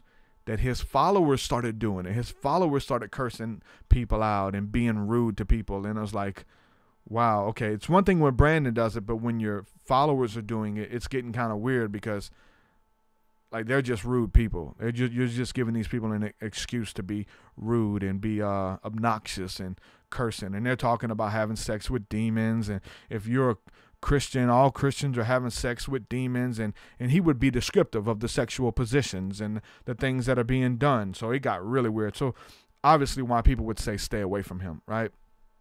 I had him on the show again. Sometime after, I guess he kind of looked into some more of what I do and the companies that I entertain and the alien interviews, and I was a part of his group, and I would share my videos in his group and stuff. And some people liked it. We shared like a similar audience, right? Friends, Christians who are not into church, but they love God. They love the Spirit of God, the presence of God, and but they're into other stuff. So people would ask him because they had listened to my show, kind of like the whole 7 thing. They would say, "Hey, TruthSeekah's talking about aliens. TruthSeekah's talking about mushrooms. What is your opinion?" And then he started getting that a lot because the show's getting momentum, you know what I'm saying? And people would go back to him and they would post and they have open discussion about me and my show and stuff. And eventually Brandon kicked me out the group, but I didn't know who kicked me out. And I wrote Brandon, I said, "Hey Brandon, you know what I'm saying? What happened, bro? Like, I'm not in the group anymore. I think somebody banned me." He said, "Yeah, I did." And he went off on this tirade and cursed me out and was like, God is going to destroy you, and you're not doing this for God anymore, and you left your first love, and the anointing is not with you anymore. It was like, and I told him straight, I was like, hey, that's what your enemies say about you, bro. Like, what's the deal? You know, and so anyway, that kind of ended that friendship and that relationship. But he like sicked his followers on me and stuff, and they used to inboxing me and like tracking me down and sending me crazy messages and stuff. It's so insane dealing with some of these people. But Brandon Barthrop, like after that thing, that's the end of our relationship. So it's kind of weird. But yeah, that's the background on that. Episode 60. TruthSeekah breaks down Gateway to the Seer Realm song lyrics. That's what that is. I think it's one of my favorite songs, one of my best songs. And I talk about how I got those lyrics, how those lyrics came to me. That's episode 60. Here we go. 59. Bill Bean, Paranormal Activity, Ghost Encounters in the Spirit Realm. Bill Bean's a really cool guy. I've interviewed him a couple times. His story stands out to me because it's somewhat similar. I talked to him about personal experiences because he's a Christian minister, deliverance counselor, deliverance minister. He travels to do exorcisms and house clearings and stuff like that. He's had television shows that featured his story as the plot and stuff. He came up in a house that was haunted and plagued by demons that tried to destroy him and his family, and he's got books on it and stuff. He's a really cool guy. So had him on, and we talked about some years ago this CBN in the 700 Club, which is like the Christian television show. They went out and they did a documentary on him. Like they shot a story. They got his story about demons and, fighting the spirit realm and stuff like that. And they were going to feature it. And they had a date that it was supposed to air. And he was ready for it to come out. He was watching it. He was promoting it. He's itching to see it. That date came. They didn't play it. So he wrote them. They said, okay, we pushed it back. Something came up. So here's your next date. This is when it's going to air. That date came and went. They didn't air. Come to find out, they pulled it and they're not going to air it because somebody wrote in and they did some research that Bill Bean was having UFO encounters as well that he was open about. Bill Bean would go out and he would be led by intuition to take pictures of the sky in certain areas, and then when he would have the film developed, there would be UFOs there. So he felt like he was in contact with these angelic beings and stuff, and he posted the pictures on his website. And he would do a few interviews talking about it. They found out that he promotes that, and they pulled it. So, we can't promote this guy. He's into some new age and occultism and stuff like that. So, yep, that's what happened with that. Let's see. That was the 59. The next one, 58, it was with a guy named Grills. He's a spiritual rapper. Had him on the show to talk about his encounters with UFOs and about his music and stuff. It was a pretty cool interview, talking about hip hop. Next one again is was a popular one. Well, is a popular one. 57, which is Santos Bonacci again, talking about flat Earth. I've stayed away from flat Earth. I talked about the reason I stayed away from flat Earth. I don't know, I don't really. My opinion doesn't matter. I can't prove it. You know what I'm saying? And I like to talk about stuff that I can prove or stuff that I can that can affect you and change your life. You know what I'm saying? I don't think flat Earth's one of them. It is used for awakening. Like some people wake up to the truth of the government and they begin to ask the bigger questions. So it's being used there. But that interview with Santos Bonacci about flat Earth, his walks taken a toll upon him too. You know what I'm saying? He's a different person. His research has changed over the years. But that was a decent interview. That's the only time I've ever really discussed flat Earth or looked into it, really. I've done some research, but as far as like being vocal about it, some people have wanted me to tell my stance on it just so they can, because you're either, the people who are with it, they love you, they'll follow you. Because we did have another guy on who talks about it, but the people who are with it, they love it. But the people who are against it, they mock you, mark you, and, belittle you and stuff like that. So I didn't want to get into that. I value what I am bringing to the table a little bit too much to get into that. That's why I drew the line, flat Earth, just because I seen what it was doing to people. I seen what it did to Santos. The next one was Danny Wilton, and at the time, seemingly Danny Wilton and Santos were beefing about flat Earth and about a bunch of stuff. So it was really weird to have Santos Bonacci on and didn't have Danny Wilton right after. So we talked about the mystery of the Orion Nebula. Danny Wilton, I talk about in this episode, was the first interview that I did years ago, like in 2012 or so. Danny Wilton was the first guest that I had on. It was a good interview. I talked about some of my personal UFO encounters that had to deal with Orion, the Orion Nebula. I will say from my personal experience, like I love Danny Wilton's early work too about the Orion Nebula. He's got pictures of the Orion Nebula and some of Michelangelo's paintings of God and Adam and stuff, and how it looks like the Orion Nebula is hidden within the picture and a bunch of the old church art and stuff. Really cool stuff. So I really like Danny Wilton's older work. Next is 55, Aliens, Meditation, Psychic Abilities, Astral Traveling, about TruthSeekah interview. Okay, so this was an interview that I did with Lionel Anderson, the alien contactee. This was me going on his show. So this was me going, he started a little podcast thing, and I went on there with Robin, me and Robin and him, and so he interviewed me and talked about my music and stuff. So I just uploaded that to my show. So that's an interview with me there. Pretty good. Next is episode 54, Andrew Schwab of Project 86. I come up listening to a lot of Christian rap, a lot of Christian metal back in the day.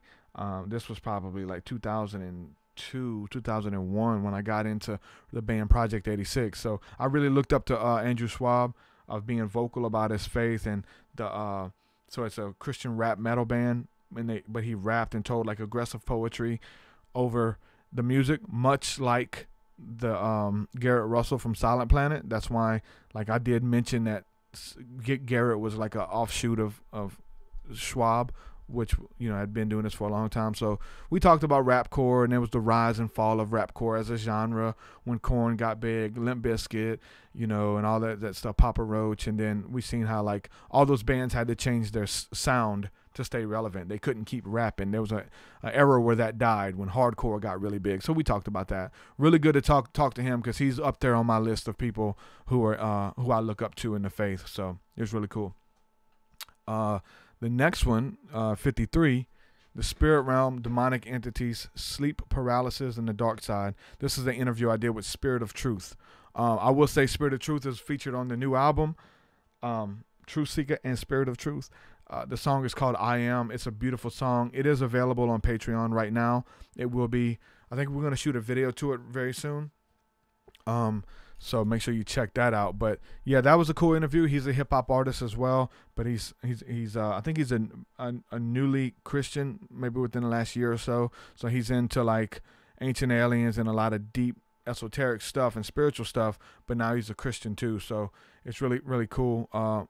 Building with him over the last few months, and cool too. I'll say this about our relationship, just to give you guys a little inside look at our relationship.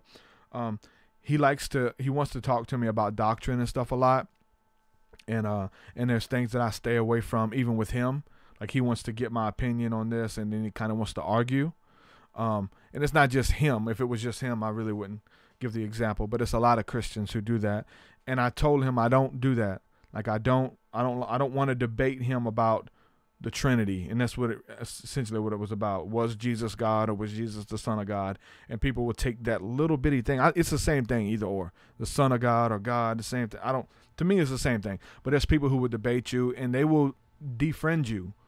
Like that's a contention with them. If you don't believe exactly like they believe with the Trinity and stuff, they write you off. They call you a heretic and stay away for something that small, you know. Which in the end, I feel like we're saying the same thing, just saying it differently. Really, doesn't change anything for me. So I told him, like he tries to talk to me. Hey, well, you know, let me show you why. And I'll say, you know, there's these scriptures that stand out, and I don't know. You know, I have my opinion, and so I, you know, just an example of why I don't really go into detail with close friends about some of that stuff, because I've seen what it can do to friendships. I've had friends who, even with that same subject, the Trinity, they won't talk to me anymore, and they tell people to stay away from me because of my view of the Trinity, that I think that Jesus was the Son of God and not God. You know what I'm saying? I didn't think God left the earth, left heaven to become a man, and he left his throne. No, Jesus is praying, talking to his Father, He has a relationship with his Father. He showed us how to have a relationship with our Father. You know what I'm saying? He was an example. But as far as God, was he God? No. They say fully God and fully man. You know, he said, when you look at me, you see the Father. See, he said, when you look at me, you see the Father. Look, when you look at me, you see the Father. I made it in his very image and likeness as well. Number 52, Deliverance Ministry, Healing Inner Wounds and Childhood Trauma with Anthony Cummins. Me and Anthony go back. We were in a group together, a hip-hop worship group that was really good, anointed, beautiful for the time that it was here. We would go to churches. We would go to youth centers, and we would perform. I would rap my story and rap about Jesus, and he would sing beautiful. Dude's a psalmist, man. Dude can sing, and you just feel the presence of God ushered in. Sometimes you cry, like, dude is legit. He no longer really does that because of church hurt. Thank you, Christian church. Now this guy doesn't even play music because he was a worship leader, and he's seen the bad stuff that goes on and being used by churches because of his gift and because of his talent, and you guys throw him away because he didn't want, you know what I'm saying? This goes on for so many people. And it happened to him. Dude's awesome. He won't touch the guitar. He won't. It's insane. People fast and pray and wish that they had the talent that this guy has, and they don't. They won't.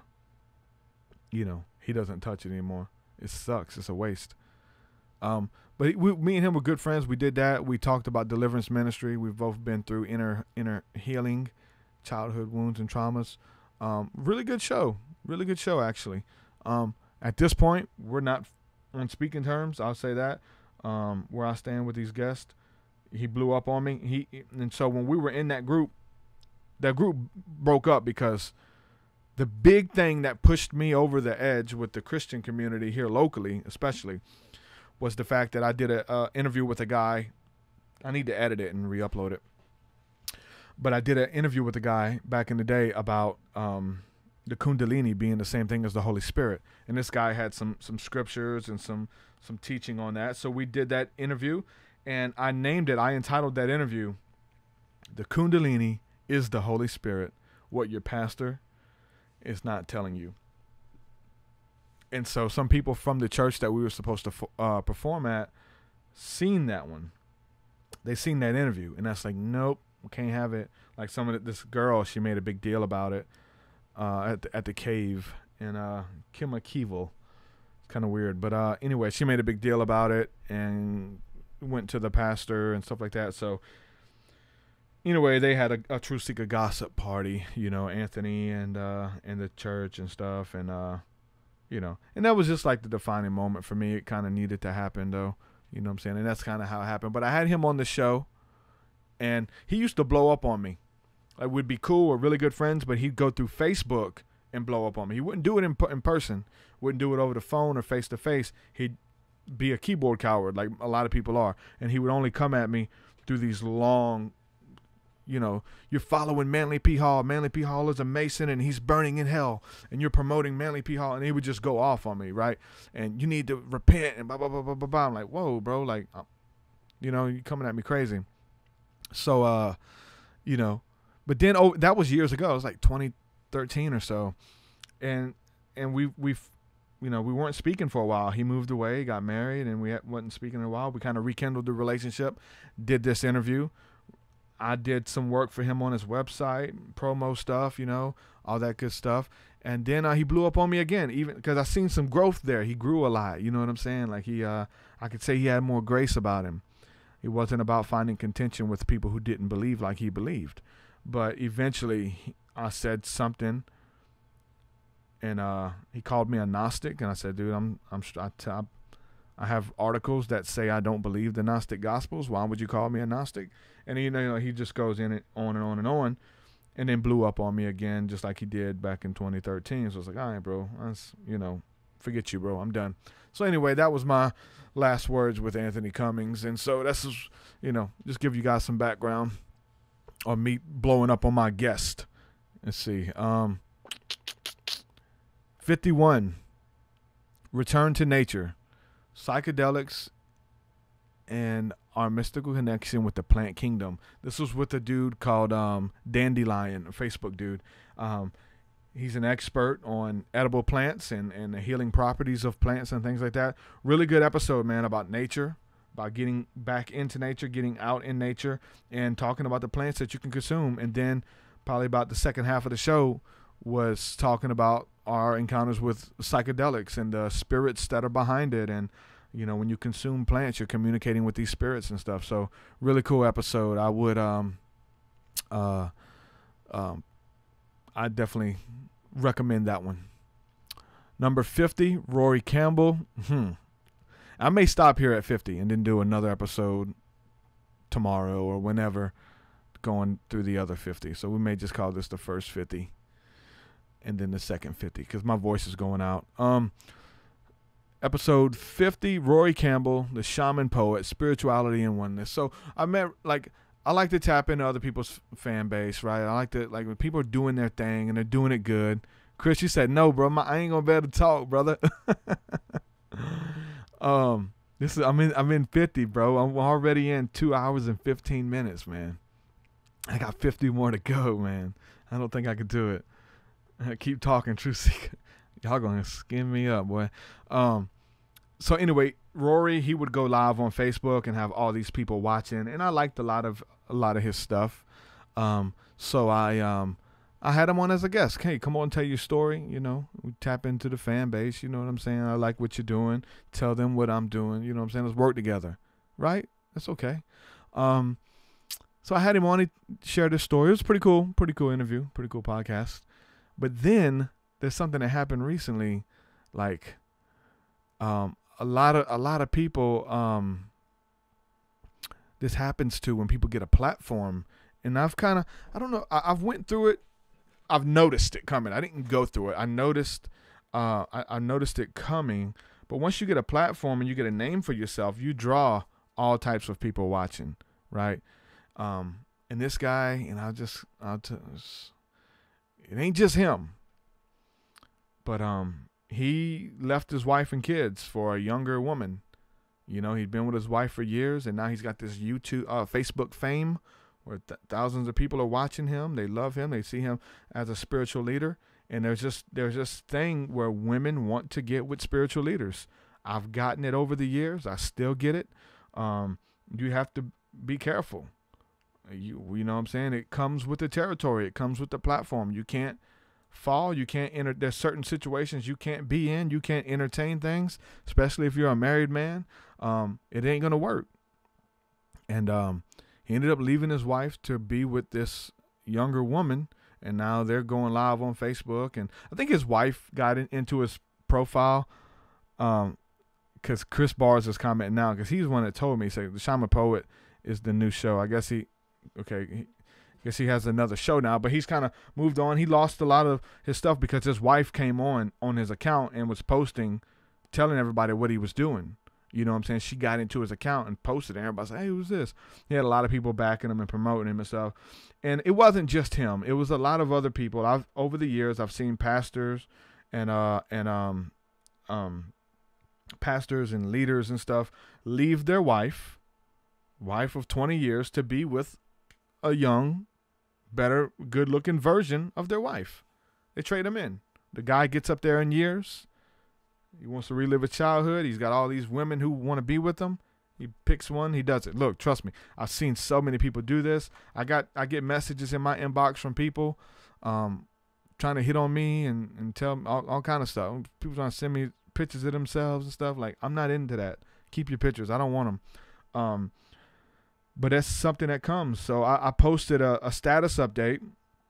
I didn't tag him. I didn't direct it at him, but it kind of was. But it was broad because there was another case that had just recently happened of one of my old pastors left his wife for his nanny for this, and the nanny was, 20-some years old, skinny, good-looking chick in the church, and his wife was, she's out of shape. He'd been with her for so long, and he was ready to trade her in. And it happened. I don't think that's okay, man. I don't think that's okay. I'm against that. So I did a status and said, look, if you guys out here becoming Facebook gurus, getting a following, and then leaving your wife for the first young woman that gives you some attention. I said, you failed the first test, bro. Not cool. You failed the first test. And I mean it. I didn't tag Rory in it, but got a lot of likes, a lot of shares, and that's universal. Is it for Rory? Yes. Is it for my old pastor? Yes. Is it for these other guys out there? Yeah, man, this is something we all got to deal with. You got to protect yourself, man. This is going to come. I've seen it from day one. And then so Rory eventually wrote me because he got a lot of shares. And hey, bro, TruthSeekah called you out or whatever. And then he asked me, he's like, did you call me out? I said, no, it wasn't directed at you, bro. You know, it's just a general statement. But, and I told him straight up, you know. And he's like, well, brother, I didn't do this, and we just grown out of love. He just kind of gave his excuse or whatever. But, you know what I'm saying, to justify it. But, yeah, I'm not cool with that stuff. I'm not cool with y'all using your platform to take advantage of these young women and leaving your family, man. That's demonic. That's straight demonic, man. The scriptures talk about that. It says, if you don't take care of your home, it says you're worse than an infidel. How you going to leave you single again? You out there mingling. You playing the field. You 24 again. You 18 again. You really 45. You need to calm your ass down and sit down somewhere.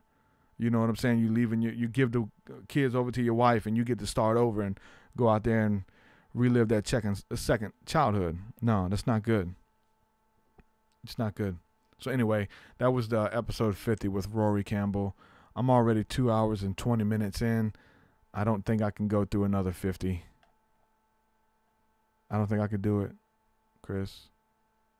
I think I may stop here and just do another part, a part 2. That's what I'm going to do.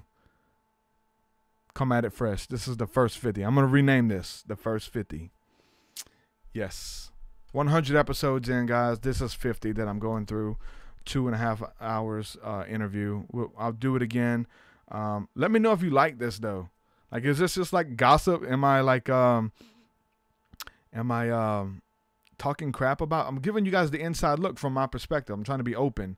I don't, you know, some of these people are dirty, man. I'm telling you, some of these people I've interviewed, like, my relationships change. There's other people I'm going to get into, and it's not about just dropping dirt, but I've got people on here that's coming up, and I've talked about it before, that have threatened to sue me if I don't down, you know what I'm saying, delete their episodes or whatever.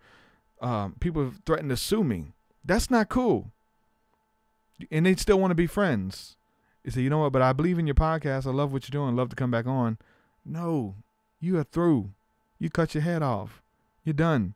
You can't threaten my livelihood, threaten my family, threaten to take my food. You're threatening to turn my lights off, bro.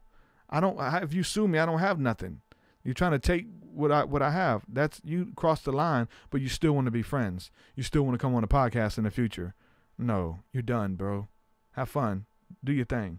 But I can't entertain that. So anyway, I'll talk a little bit more about that one. Some of you guys already know because I've talked about it openly before. I hope that if you're listening to this and you heard some podcasts or some stories that intrigued you, to go back and browse through the archives. It blows my mind that there's people who are listening 100 episodes in and you've heard all of them. You've been with me the whole time. Like, that blows my mind that people say, yeah, I've heard every episode. I'm ready for more. It's like, wow. Part of me's thinking about going live every day. Maybe try it for a week, see what happens. Do a podcast a day. That'd be hard. That'd be a challenge, but it could be done. Thinking about it. So 100 episodes in.